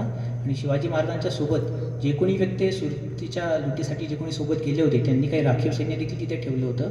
आणि त्या राखीव सैन्याचं आणि जुन्नरच्या ठाणेदाराचं युद्ध झालं. जुन्नरच्या ठाणेदारासोबत जी काही मुघलांची सेना होती त्यांना पिटाळून लावण्यात आलं. आणि आपली जी सुरतची जी लूट होती ती सुखरूपरित्या आपण लोहगडावरती ती सुरक्षितरित्या ठेवण्यात आली. मात्र ह्या युद्धामध्ये शिवाजी महाराजांचे दुसरे बालमित्र बापूजी मुदगल देशपांडे यांचा दुसरा मुलगा चिमणाजी देशपांडे यांचे भाऊ नारायण बापूजी देशपांडे यांना या युद्धामध्ये वीरमरण आलं. आपण जेव्हा पुण्यावरनं लोणावळ्यात जातो तळेगाव दाभाड्याच्या पुढे वडगाव मावळ ह्या गावामध्येच नारायण बापूजी देशपांडे यांची समाधी आहे. शिवरायांच्या एका बालमित्राची समाधी जवळच आहे. जेव्हा तुम्ही त्या प्रांतात जाल तेव्हा तुम्ही या समाधीस्थळाचं दर्शन नक्कीच घेऊ शकता. मित्रांनो, म्हणजे रोहिड खोऱ्यातील बांदलांबद्दल आपण बोललो की बांदल सेनानी जेव्हा रोहिड खोरा प्रांत जेव्हा शिवाजी महाराजांच्या ताब्यात आला तेव्हा हे बांदल बहुसंख्य सेनेनी शिवाजी महाराजांना सामील झाले होते. तर या बांदल सेनेमध्ये कोयाजी बांदल हे एक वीर व्यक्ती होते. शिवाजी महाराज हे जेव्हा सती जोहरच्या वेढ्यातून निघाले आणि जेव्हा ते विशाळगडाकडे चालले होते तेव्हा विशाळगडाला देखील आदिलशाहीचे सरदार सावंत सुर्वे यांनी मोर्चे बांधले होते. म्हणजे विशाळगडाकडे जाण्याचा मार्ग देखील काही सुखकर नव्हता. तर शिवाजी महाराजांना पन्हाळ्याच्या वेढ्यातून फोडायचं, विशाळगडावरती जाऊन त्या सुर्वे आणि सावंत यांनी जे मोर्चे बांधले होते ते मोर्चे देखील फोडायचे आणि शिवाजी महाराजांना सुखरूप विशाळगडावरती घेऊन जायचं, हे महत्त्वाचं काम कोयाजी बांदलांनी केलं होतं. आणि या कोयाजी बांदलांची समाधी तुम्ही कधी भोरला जाताना म्हणजे नेकलेस पॉईंट नावाची एक जागा लागते. तर ते नेकलेस पॉईंट या जागेत जर का आपण भोरकडे चाललो आहोत तर डाव्या बाजूला नेकलेस पॉईंट नावाची जागा आहे, उजव्या बाजूला एक वीटभट्टी आहे. त्या वीटभट्टीच्या मागे एका एक छोटीशी अशी टेकडी आहे. त्या टेकडीच्या पायथ्याला कोयाजी बांदल यांची समाधी आहे. तिथं आता नुकतंच दादा कोंडके यांच्या नावाने तिथं स्टुडिओ उभारलेला आहे. त्या स्टुडिओच्या बाजूला वीटभट्टी, तिथून एक छोटीशी पायवाट आहे, अतिशय सोपी चढण आहे. आणि या कोयाजी बांदल यांची समाधीचं दर्शन तुम्ही घेऊ शकता. याच्या व्यतिरिक्त शिवाजी महाराजांनी जेव्हा गोवा मोहीम आखली होती, गोव्यामध्ये पोर्तुगीज फार वरचढ झाले होते. तिथं देखील सत्तीचं धर्मांतरण, ख्रिस्त धर्म तुम्ही स्वीकारा याच्याबद्दल हिंदूंचा छळ होत होता. त्यामुळे त्या पोर्तुगीजांना देखील धडा शिकवण्यासाठी छत्रपती शिवाजी महाराजांनी गोव्याची मोहीम आखली होती. या गोव्याच्या मोहिमेत देखील कोयाजी बांदल यांनी प्रचंड मोठा पराक्रम गाजवला होता. आणि मगाशी आपण जे शाहिस्तेखानाची जी लढाई आपण बोललो, जिथे चिमणाजी देशपांडे आघाडीवर होते, त्या हल्ल्यामध्ये कोयाजी बांदल हे गंभीररित्या जखमी झाले. नंतर त्यांना त्यांच्या गावी आणण्यात आलं. त्यांच्यावरती जेव्हा त्यांचे उपचार चालू होते, मात्र त्या उपचारादरम्यान त्यांचा मृत्यू झाला. आणि जिथं त्यांच्यावरती अंत्यविधी झाले ती ही जागा कोयाजी बांदल यांचे समाधीस्थळ, त्यांचं स्मारक. याला देखील तुम्ही जेव्हा केव्हा तुम्ही भोर कापडभोर या रस्त्याने तुम्ही जेव्हा भोरला जात असाल तर नेकलेस पॉईंटच्या विरुद्ध दिशेला टेकडीवरती टेकडीच्या पायथ्याला जवळच असं त्यांचं समाधी स्मारक आहे. त्याला देखील तुम्ही अवश्य भेट द्या, हीच विनंती.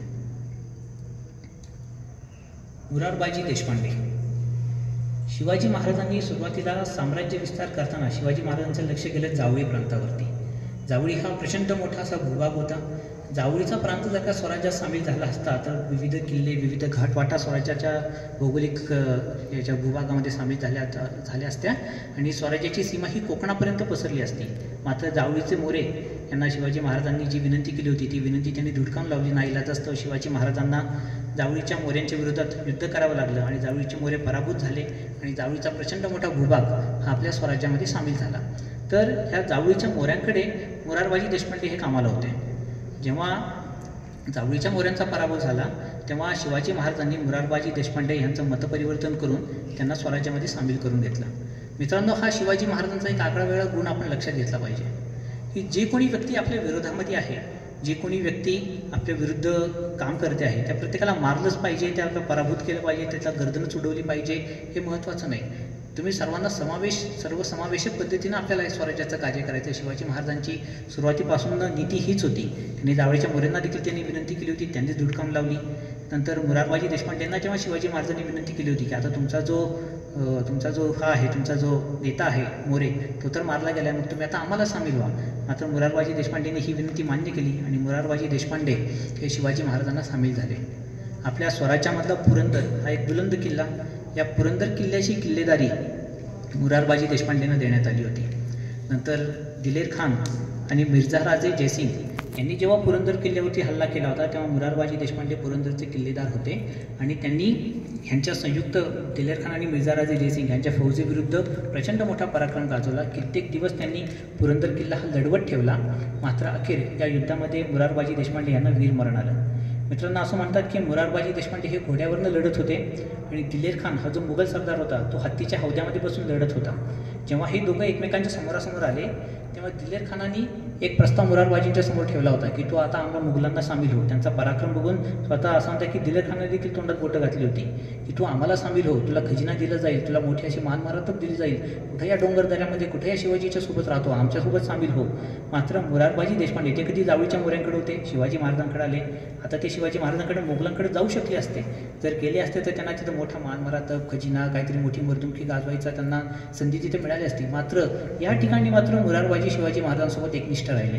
मुरारबाजींचा हा गुण देखील वाखाणण्याजोगा आहे. मुरारबाजी या ठिकाणी शिवाजी महाराजांशी एकनिष्ठ राहिले. दिलेर खानाच्या सैन्यासोबत त्यांनी निकराची लढाई दिली आणि दिलेर खानाने एक तो हत्तीच्या हौद्यावरती बसून तो युद्ध करत होता. त्यांनी सोडलेला एक बाण मुरारबाजी देशपांडेंच्या मानेला लागला, गळ्याला लागला आणि तिथं मुरारबाजी देशपांडे धारातीर्थी पडले.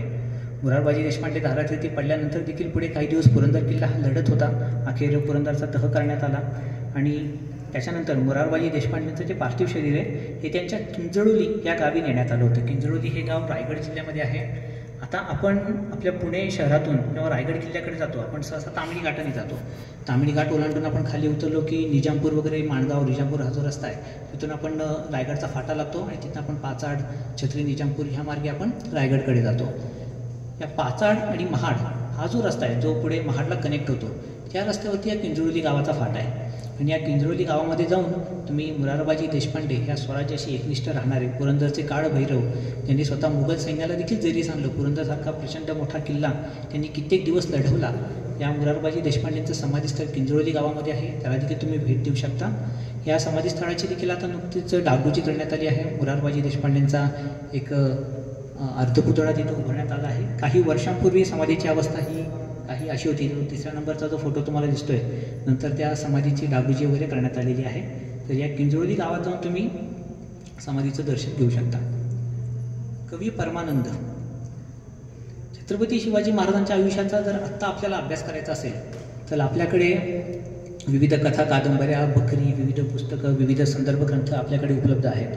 मात्र शिवाजी महाराज हयात असताना, शिवाजी महाराज जिवंत असताना शिवाजी महाराजांच्या आयुष्यावरती प्रथम साहित्य निर्मिती कोणी केली असेल तर ती कवी परमानंद नेवासकर यांनी केली होती. हे शिवाजी महाराजांचे समकालीन एक कवी होते. शिवाजी महाराजांच्या आयुष्यातल्या अनेक घटनांचे ते प्रत्यक्ष साक्षीदार होते. त्यांनी शिवभारत नावाचा एक संस्कृत ग्रंथ शिवाजी महाराजांच्या आयुष्यावरती लिहिला होता आणि हा शिवभारत ग्रंथ म्हणजे पुढे जे अनेक इतिहास संशोधक झाले, इतिहासकार आले, बखरकार, साहित्य निर्माण करणारे, कादंबरीकार आले, या प्रत्येकाला अभ्यास करण्यासाठी एक उत्तम समकालीन आणि अस्सल पुरावा म्हणजे हा शिवभारत ग्रंथ आहे. या शिवभारत ग्रंथामध्ये मालोजी राजांपासून ते अगदी शिवाजी महाराजांपर्यंत सर्व इतिहास तुम्हाला विस्तृतपणे इथं तुम्हाला वाचता येईल. एक उत्तम शिवकालीन अस्सल पुरावा. रायगड किल्ला, आपल्या रायगड किल्ल्याच्या पायथ्याला महाडच्या जवळ पोलादपूर नावाचं गाव आहे आणि या पोलादपूर या गावी कवी परमानंद यांचा मठ होता.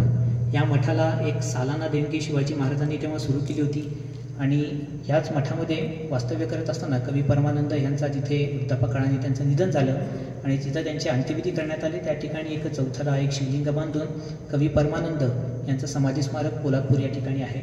आता जो आपला मुंबई गोवा महामार्गाचं जे काम चालू आहे तिथला जो पोलादपूरचा जो चौक येतो त्या चौकातून तुम्ही डावीकडे वळालात की म्हणजे आपण मुंबईकडनं गोव्याकडे जाताना, कोकणात खाली सिंधुदुर्ग वगैरे तिकडे जाताना डावीकडे तुम्ही पोलादपूरच्या मुख्य चौकातून डावीकडे वळालात. त्या चौकात शिवाजी महाराजांचा देखील पुतळा आहे. डावीकडे वळाल्यावरती एक बँक ऑफ महाराष्ट्राची एक शाखा आहे. त्या शाखेच्या समोरच तुम्हाला ही चौकट दिसेल आणि चौकटीतून आत गेलं आणि थोडंसं 1-2 मिनटं चालत गेल्यावरती कवी परमानंद यांचं समाधी स्मारक आहे. मित्रांनो, आरमाराचं महत्त्व जेवढं शिवाजी महाराजांना होतं, दुर्दैवाने शिवाजी महाराजांच्या आधी कोणत्याही हिंदू राजांनी आपलं स्वतंत्र असं आरमार निर्माण केलं नव्हतं. आपल्या स्वराज्याची जी सागरी सीमा आहे त्या सागरी सीमेवरती इंग्रज, पोर्तुगीज, डच, सिद्धी असे हे जी की परकीय लोक जे सत्ता गाजवत होते हे खरं तर व्यापाराच्या निमित्ताने इथं आले. व्यापाराच्या निमित्ताने आले, हळूहळू राजकारणामध्ये देखील शिरकाव करू लागले, हळूहळू आपल्यालाच वरचढ झाले. त्यामुळे ह्या सगळ्यांना डोईजड झालेल्या या परकीय राजसत्तांना, सागरी सत्तांना त्यांना प्रत्युत्तर देण्यासाठी शिवाजी महाराजांनी स्वतःचा आरमार निर्माण केलं होतं. आणि शिवाजी महाराजांच्या या आरमाराचे प्रमुख म्हणजे मायनाक भंडारी. आत्ता आपण जर का महाराष्ट्राचा आपण समुद्रकिनारा जर बघितला तर जंजिरा, मुरुड जंजिरा हा किल्ला आहे. मुरुड जंजिराच्या वरच्या बाजूला थोड्या अंतरावरती मुंबई आहे. मुंबईवरती इंग्रजांची सत्ता होती, मुरुड जंजिरावरती सिद्धी होते आणि हे दोघंही स्वराज्याचे शत्रू. त्यामुळे या दोघांच्या मध्ये जी काही सागरी जी कनेक्टिव्हिटी आहे, ही कनेक्टिव्हिटी कुठेतरी ब्रेक करण्यासाठी या दोघांच्या मध्ये शिवाजी महाराजांना स्वतःचा एक नाविक दल, स्वतःचा एक जलदुर्ग उभारण्याची शिवाजी महाराजांना गरज भासू लागली. त्यासाठी शिवाजी महाराजांनी हेनरी आणि केंद्री नावाची ही 2 बेटं शिवाजी महाराजांनी हेरून ठेवली होती. त्यापैकी केंद्री, ज्याला खांदेरी असे देखील म्हणतात, या खांदेरी बेटावरती शिवाजी महाराजांना जलदुर्ग उभारायचा होता. आणि या खांदेरी बेटावरती जलदुर्ग उभारण्याची जबाबदारी मायनाक भंडारींनी आपल्या खांद्यावर घेतली होती. मित्रांनो, तेव्हा तिथं फक्त एक ओसाड बेट होतं. या ओसाड बेटावरती आपले 600 लोक आणि 7-8 तोफा घेऊन मायनाक भंडारी गेले. त्यांनी किल्ल्याचं बांधकाम करायला सुरुवात केली. जसं सिद्धी आणि इंग्रजांना हे कळालं की आपल्या दोघांच्या या जो काही सागरी मार्ग आहे, या सागरी मार्गामध्ये शिवाजी आपलं एक ठाणं, आपलं एक केंद्र, आपला एक जलदुर्ग तिथे निर्माण करतोय, त्यांनी या खांदेरी बेटावरती स्वतःचा हक्क गाजवायला सुरुवात केला.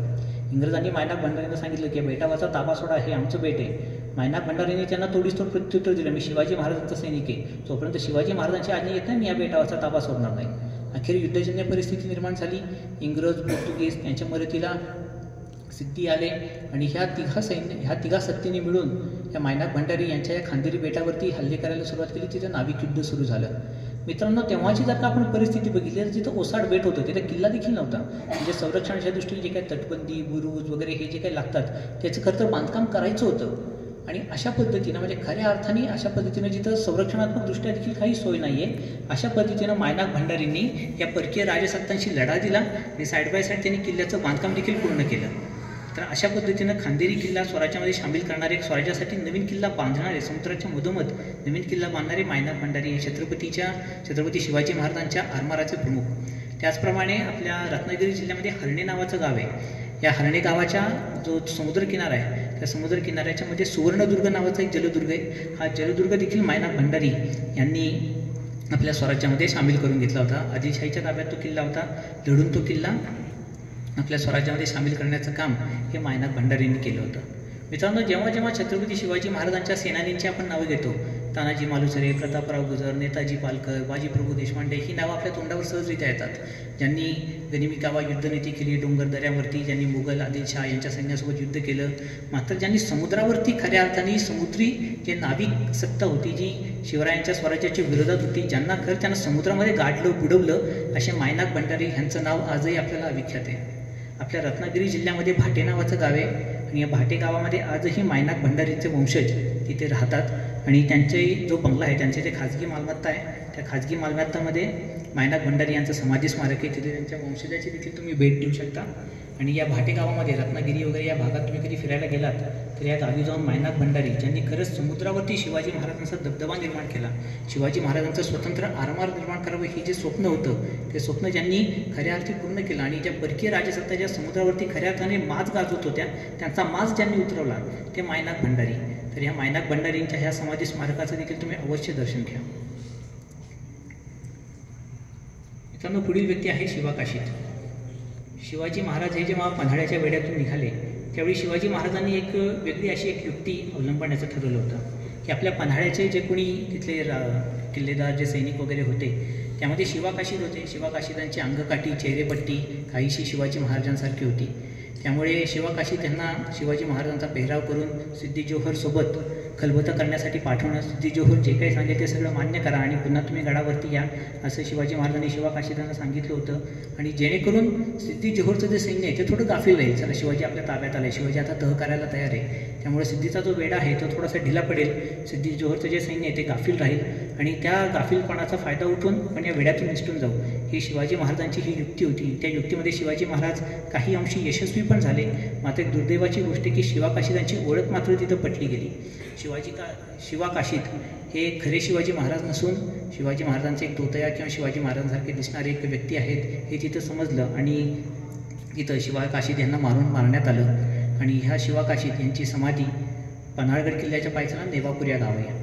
आता आपण जेव्हा पन्हाळा किल्ल्यावरती जातो घाट रस्त्याने, जो काही डांबरी रस्ता झालेला आहे, घाट रस्त्यावर ओलांडल्यावरती जी काही शेवटची जी चढण येते, जेव्हा आपण पन्हाळा किल्ल्यामध्ये आपण प्रवेश करतो, त्याच्या अलीकडं एक उजव्या बाजूला बोर्ड लावलेला आहे शिवाकाशी त्यांच्या समाधी. ते थोड्याफार पायऱ्या उतरून खाली आपण जाऊन या शिवाजी महाराजांच्या समाधीचं दर्शन आपण घेऊ शकतो.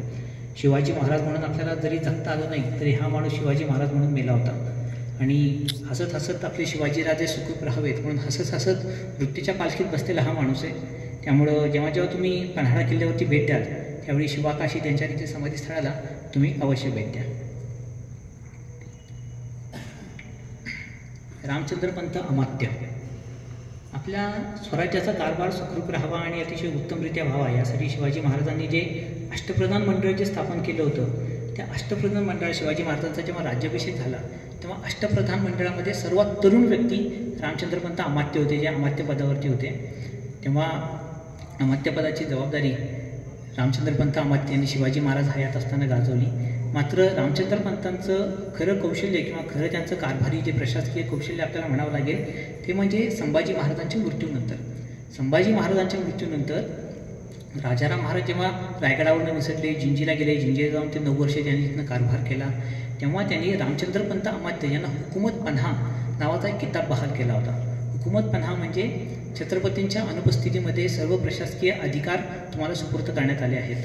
त्यामुळं राजाराम महाराज जिंजीला आहेत, तमिळनाडूमध्ये लांब आहेत, मात्र महाराष्ट्रामध्ये जो काही स्वराज्याचा भूप्रदेश आहे त्या स्वराज्याच्या भूप्रदेशाची योग्यरित्या सांभाळ करणं, योग्यरित्या त्याची जबाबदारी घेणं आणि जे काही प्रशासकीय कामकाज असेल त्या प्रशासकीय कामकाज करण्याचे सर्व अधिकार रामचंद्रपंत अमात्य यांना दिले होते. संताजी घोरपडे, धनाजी जाधव यांच्या कार्य आणि समाधीबद्दल आपण माहिती बघितलीच आधी.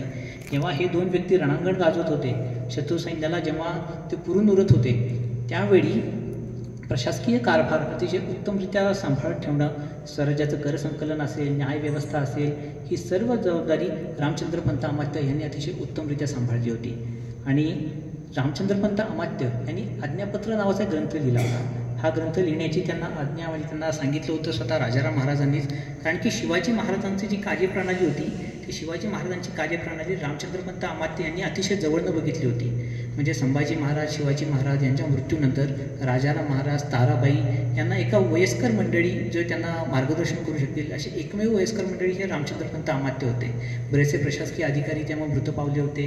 त्यामुळं त्यातल्या त्यात वयस्कर आणि अनुभवी व्यक्ती एकमेव रामचंद्रपंत अमात्य होते. आणि त्यांच्या या आज्ञापत्र या ग्रंथामध्ये आपल्याला शिवाजी महाराजांच्या कारभाराची बरीचशी माहिती आपल्याला कळते की शिवाजी महाराजांची कर संकलन प्रणाली कशी होती, शिवाजी महाराज कशा पद्धतीने कारभार करत होते.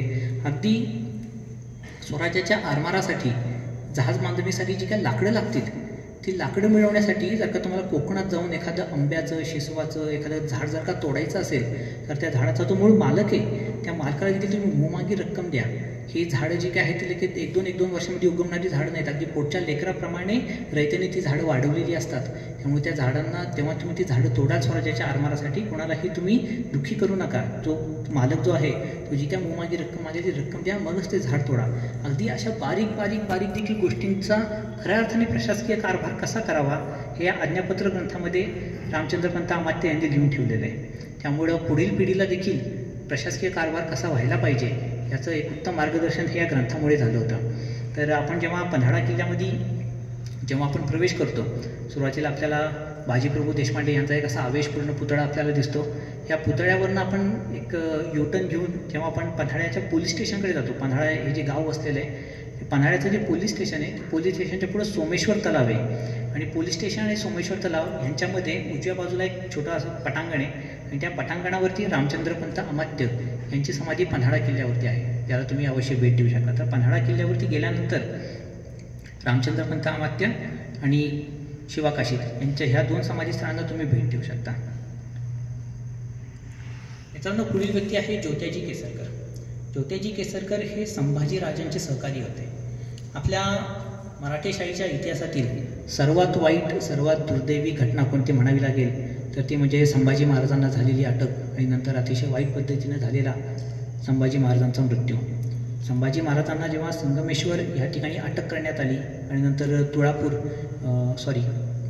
पेठवडगाव ह्या ठिकाणी जेव्हा पेडगाव या ठिकाणी तेव्हा औरंगजेबाचा तळ होता. पेडगाव हे अहमदनगरमध्ये एक पेडगावचा किल्ला आहे. इथे तेव्हा औरंगजेबाचा तळ होता. तर संगमेश्वर ते पेडगाव ह्या मार्गामधनं जेव्हा हा मुकर्रम खान संभाजी महाराजांना अटक करून घेऊन चालला होता, त्यावेळेला संभाजी महाराजांना सोडवण्याचा एकमेव प्रयत्न करण्यात आला आणि तो प्रयत्न केला होता ज्योतिजी केसरकर यांनी. ज्योतिजी केसरकर यांच्यासोबत रायप्पा महार, अप्पाशास्त्री दीक्षित असे इतर लढवय्ये देखील होते. आपल्या 32 शिराळा नावाचं जे गाव आहे सांगली कोल्हापूर या भागामध्ये, या 32 शिराळा इथे या मुकर्रम खानाचा तळ पडला होता. या तळामध्ये कैदेमध्ये असणारे संभाजीराजे कवी कलश तिथे होते. तर तेव्हा ज्योतिजी केसरकर यांच्यासोबत असणारी राखीव फौज, रायप्पा महार आणि इतर त्यांच्या सहकाऱ्यांनी या तळावरती हल्ला करून संभाजी महाराजांना सोडवण्याचा प्रयत्न केला. मात्र एक दुर्दैव म्हणावं लागेल आपल्या सर्वांचंच की तो हल्ला जो आहे तो अयशस्वी झाला. जर का तो हल्ला यशस्वी झाला असता आणि संभाजी महाराजांना जर का सोडवण्यामध्ये हे सर्व मंडळी जर का यशस्वी झाली असती तर कदाचित आपल्या मराठेशाहीचा इतिहास काहीसा वेगळाच झाला असता. औरंगजेब हा खूप आधीच नामशेष झाला असता. मात्र असो, या हल्ल्यामध्ये ज्योतिजी केसरकर हे जखमी झाले, त्यांना तिकडनं निसरायला मिळालं आणि अप्पाशास्त्री दीक्षित हे मुघलांच्या ताब्यात सापडले, त्यांचा शिरच्छेद करण्यात आला. त्याच्यानंतर ज्योतिजी केसरकर हे रायगडावरती आले. रायगडावरती जे महाराणी येसूबाई आणि शाहू राजे यांना जेव्हा मुघलांच्या कैदेत ठेवण्यात आलं होतं, मगाशी आपण महाराणी येसूबाईंची माहिती ऐकताना ऐकलं की तब्बल 29 वर्ष या मुघलांच्या कैदेमध्ये होत्या. तर या 29 वर्षामध्ये महाराणी येसूबाई, छोटे शाहू महाराज यांची योग्य ती काळजी घेणं, शाहू महाराजांचं शिक्षण, शाहू महाराजांचं लग्न, महाराणी येसूबाई यांची देखील सुरक्षा सांभाळ करणं, हे महत्त्वाचं काम ज्योतिजी केसरकरांनी केलं होतं. आणि अखेर वृद्धापकाळाने ज्योतिजी केसरकरांचं निधन झालं. पन्हाळा किल्ल्याच्या जवळच पुनाळ नावाचं गाव आहे आणि या पुनाळ गावी ज्योतिजी केसरकर यांचं हे समाधी स्मारक आहे. तर पन्हाळा किल्ल्याला भेट दिल्यानंतर पुढे या पुनाळ गावी जाऊन तुम्ही ज्योतिजी केसरकर ह्या एकमेव व्यक्ती ज्यांनी संभाजी महाराजांना सोडवण्याचा एकमेव प्रयत्न केला, एक अशक्यप्राय असा पराक्रम गाजवण्याचा त्यांनी प्रयत्न केला, या व्यक्तीच्या समाधीस्थळाला तुम्ही तिथे जाऊन भेट देऊ शकता. मित्रांनो, शिवाजी महाराजांच्या विरोधात लढायला आलेली एक राजपूत व्यक्ती मिर्झा राजे जयसिंग. आपल्या राजस्थानमध्ये असणाऱ्या आमेर किंवा अंबर या घराण्यातील ते एक मातब्बर व्यक्ती होते. मुघल बादशाचे पिढीजात मांडलिकत्व या आमेरच्या राजघराण्याने स्वीकारलं होतं आणि त्यापैकी एक होते मिर्झा राजे जयसिंग होते. म्हणजे त्या काळी जे कोणी राजपूत व्यक्ती होते त्या सर्व राजपूत व्यक्तींमधील त्यातल्या त्यात सर्वात मातब्बर, ज्यांच्या शब्दाला मान आहे, असे मिर्झा राजे जयसिंग होते. आणि ह्या मिर्झा राजे जयसिंगांना शिवाजी महाराजांना काहीतरी अटकाव करण्यासाठी, शिवाजी महाराजांना पकडण्यासाठी, त्यांना त्याला कंट्रोलमध्ये ठेवण्यासाठी मुघल बादशाह औरंगजेबने धाडलं होतं. आणि नंतर शिवाजी महाराजांच्या सेनेमध्ये आणि मिर्झा राजे जयसिंग यांच्यामध्ये जे पुरंदरचं युद्ध झालं, त्याच्यानंतर पुरंदरचा तह करण्यात आला. 23 किल्ले शिवाजी महाराजांना मुघलांना द्यावे लागले. मग शिवाजी महाराज औरंगजेबाच्या भेटीला गेले, तिथनं आजारपणाचं नाटक करून मिठाईच्या पेटाऱ्यातनं पसार झाले, सुखरूपरित्या स्वराज्यात आले. हा सर्व इतिहास तुम्हाला माहिती असेल. तर मित्रांनो, शिवाजी महाराज तिकडनं निसटण्यामागे मिर्झा राजे जयसिंग यांचा काहीही हात नव्हता. मिर्झा राजे जयसिंग ही सर्व घटना घडल्या मिर्झा राजे जयसिंग जेव्हा दख्खनमध्येच होते. मात्र औरंगजेबाच्या मनामध्ये शंका की हा देखील हिंदू, तो देखील हिंदू, त्यामुळे शिवाजीला इथून पसार होण्यासाठी मिर्झा राजे जयसिंग किंवा मिर्झा राजेची जी कोणी माणसं आग्रा दिल्लीमध्ये असतील त्यांनी मदत केली असावी. त्यामुळे स्वतः औरंगजेबनी विषप्रयोग करून मिर्झा राजे जयसिंगांना मारलं होतं. आपल्या मध्य प्रदेशमध्ये बुराणपूर नावाचं जे शहर आहे, त्या बुराणपूर शहराच्या आधी मोहना नावाचं गाव आहे. तिथं तापी नदीच्या कडेला मिर्झा राजे जयसिंगांचा तळ होता आणि तिथे मिर्झा राजांवरती विषप्रयोग करून मिर्झा राजे जयसिंगांना मारण्यात आलं होतं. मित्रांनो, कृतज्ञपणा काय असतो याचं हे उत्तम उदाहरण म्हणजे औरंगजेबनी ज्या पद्धतीनं मिर्झा राजे जयसिंगांना वागवलं. मित्रांनो, जेव्हा मुघल बादशाह शहाजहान हा जेव्हा आजारी होता आणि मुघल बादशाह शहाजहानचा आता कधीही मृत्यू होऊ शकतो, त्यामुळे शहाजहानच्या मुलांमध्ये जेव्हा सत्ता संघर्ष चालू झाला होता त्यावेळी औरंगजेब आणि दारा शिकोह या दोघांमध्ये ते दोघे एकमेकांचे प्रतिस्पर्धी होते आणि दारा शिकोह हा मुघलांचा पुढचा बादशाह होण्याची संभावना जास्त होती. मात्र दारा शिकोह आणि औरंगजेब यांच्यामध्ये जे युद्ध झालं त्या युद्धाच्या वेळेला सर्व राजपूत योद्ध्यांना आपल्यासोबत एकत्र घेऊन औरंगजेबाच्या पाठीशी उभे राहिले होते ते मिर्झा राजे जयसिंग.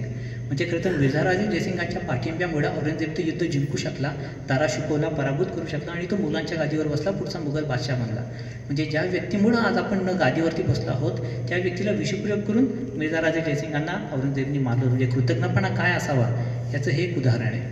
आणि एका दुसऱ्या दृष्टिकोनाने जर का बघितलं गेलं तर तुमच्यामध्ये क्षमता आहे, तुमच्यामध्ये ज्ञान आहे, तुमच्यामध्ये पराक्रम आहे, शौर्य गाजवण्याची क्षमता आहे, मात्र तुम्ही चुकीच्या व्यक्तीच्या सोबत आहात तर तुमचा असा वाईट अंत देखील होऊ शकतो.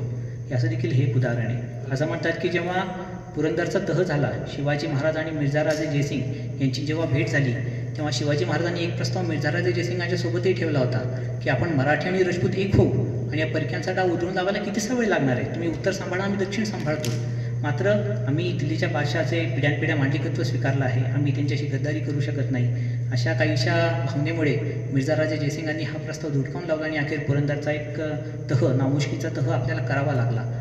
मात्र मित्रांनो, कदाचित मृत्यूच्या वेळेला मिर्झा राजे जयसिंगांना शिवाजी महाराजांचे हे शब्द आठवले असतील की ज्यांना तुम्ही आपले समजताय ते आपले नाही आहेत, ते परके आहेत, ते कामापुरता वापर करतील आणि कधीही तुम्हाला तुमच्यावरती त्यांचा हल्ला करून किंवा तुम्हाला नामशेष करतील.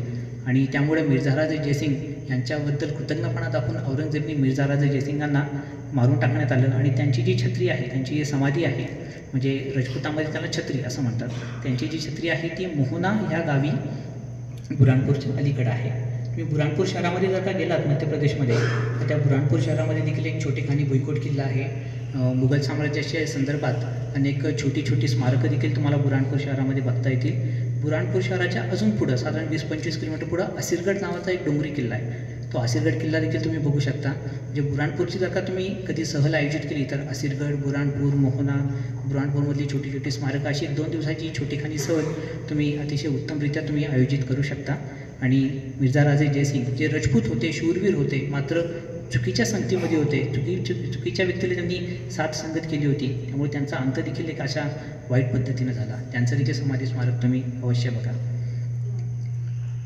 तर मित्रांनो, आज अपेक्षा आहे की याच्या या सेशनमध्ये एक 35 काहीशा अविख्यात, काहीशा तुम्हाला आधीपासून माहिती देखील असतील, 35 अविख्यात अशा समाधी स्मारकांच्या एक माहिती घेण्याचा आज आपण प्रयत्न केला. त्या समाधी स्मारकांची तुम्हाला माहिती झाली असेलच. आणि जसं सुरुवातीला सांगितलं की समाधी स्मारकं म्हणजे कुठल्या अवघड ठिकाणी कुठं डोंगरावरती तुम्हाला 1.5-2 तास ट्रेकिंग करावं लागेल, डोंगर चढावं लागेल अशी ही जागा नाही आहेत. आणि आपण बऱ्याचदा या ठिकाणी जात असतो. सातारा, सांगली, कोल्हापूर, रत्नागिरी, कोकण, लोणावळा, पाली ह्या ठिकाणी आपण जात असतो. मात्र आपण ज्या रस्त्याने चाललो आहे त्या रस्त्यामधून थोडीशी वाकडी वाट केली तर तिथं एका सेनानीचं स्मारक आहे, एखाद्याची समाधी आहे, एका शिवाजी महाराजांच्या बालमित्राची समाधी आहे, एखाद्या आपल्या स्वराज्यासाठी रक्त सांडलेल्या एका योद्ध्याची समाधी आहे. आपणच त्याच्याबद्दल अनभिज्ञ असतो. त्यामुळे मित्रांनो, हीच विनंती की ह्या समाधी स्मारकांना तुम्ही जेव्हा जेव्हा या भागात जाल तेव्हा तुम्ही अवश्य भेट द्या. कारण की या समाधी स्मारकाचा प्रसार आणि प्रचार करणं ही आपलीच जबाबदारी आहे. ही समाधी स्मारकं म्हणजे कदाचित नामशेष होणार नाहीत, पण त्यांचं महत्त्व जे आहे ते फक्त स्थानिक पातळीपुरतंच राहील. जसं आपण जिंती गावामध्ये असणारं मकाबाई भोसले यांचं आपण समाधी स्मारक बघितलं. जिंती आणि आसपासच्या गावातली लोक ते तिथं रोज तिथं पूजा अर्चा केली जाते, तिथं झाडलोट केली जाते, कुठलंही त्यांना एका देवीप्रमाणे तिथं मानलं जातं. पुनाळ गावामध्ये असणारे ज्योतिजी केसरकर यांचं समाधी स्मारक, याला देखील तिथं आसपासचे गावकरी लोक जातात. तिथं त्यांच्या नावाने एक छोटीशी संस्था, एक प्रतिष्ठान देखील तिथं उभारलेलं आहे. पण त्यांचं महत्त्व हे केवळ स्थानिक पातळीपुरतंच राहील.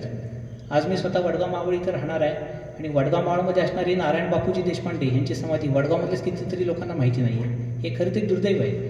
आणि त्यामुळं ह्या समाधी स्मारकांचं, ह्या व्यक्तींचं, त्यांच्या कार्याचं, त्यांनी केलेल्या योगदानाचं, पराक्रमाचा प्रचार व्हावा ही आपली जबाबदारी आहे. नाहीतर शिवाजी महाराज, संभाजी महाराज यांची समाधीस्थळं आपल्याला माहितीच आहेत, ते आपल्या दैववत होतेच. मात्र त्यांच्यासोबतच त्यांच्या बरोबरीने लढलेल्या प्रशासकीय अधिकारी, त्यांचे योद्धे, या सगळ्यांच्या समाधी स्मारकाला देखील तुम्ही अवश्य भेट द्या. आत्ता या सेशनमध्ये आपण छत्रपती शिवाजी महाराज आणि संभाजी महाराज यांच्यासोबतच्या 35 योद्ध्यांची आपण समाधीस्थळांची आपण माहिती बघितलीत. आता आपले ह्या कार्यक्रमाचे जे आयोजक आहेत त्या आयोजकांनी जर का पुन्हा एकदा संधी दिली तर पुढील जे आपला मराठी शाळेचा जो पुढचा इतिहास आहे त्याला शाहू पर्व किंवा पेशवाई आपण म्हणतो, त्याच्यामध्ये होऊन गेलेले जे बरेचसे योद्धे आहेत, त्याच्यामध्ये कान्होजी आंग्रे असतील, पिलाजीराव जाधव असतील, संभाजी आंग्रे, पेशवाईच्या घराण्यातल्या अनेक व्यक्ती आहेत, त्यांची समाधी स्थानकं कुठे आहेत. शिवाय नंतर जेव्हा आपल्या भारतावरती जेव्हा इंग्रजांचं शासन होतं तेव्हा इंग्रजांच्या शासनामध्ये इंग्रजांच्या विरोधात लढा दिलेले स्वातंत्र्य सेनानी, त्यामध्ये उमाजी नाईक, झाशीच्या राणी, भगतसिंग, राजगुरू, सुखदेव यांची समाधी स्थानकं, त्यांचं स्मारक, याचा देखील पुढच्या सेशनमध्ये आपण जर का संधी मिळाली तर अवश्य आपण त्याची माहिती घेऊयात. तर तुम्हाला हीच विनंती की जेव्हा तुम्ही ह्या भागामध्ये जाल मुद्दाम वाटवाकडी करून या समाधी स्मारकाचं दर्शन घ्या, त्याचा प्रचार व्हावा हीच विनंती. मला इथे आज बोलण्यासाठी संधी दिल्याबद्दल सर्व आयोजकांचे देखील आभार. मनपूर्वक धन्यवाद. जय शिवराय.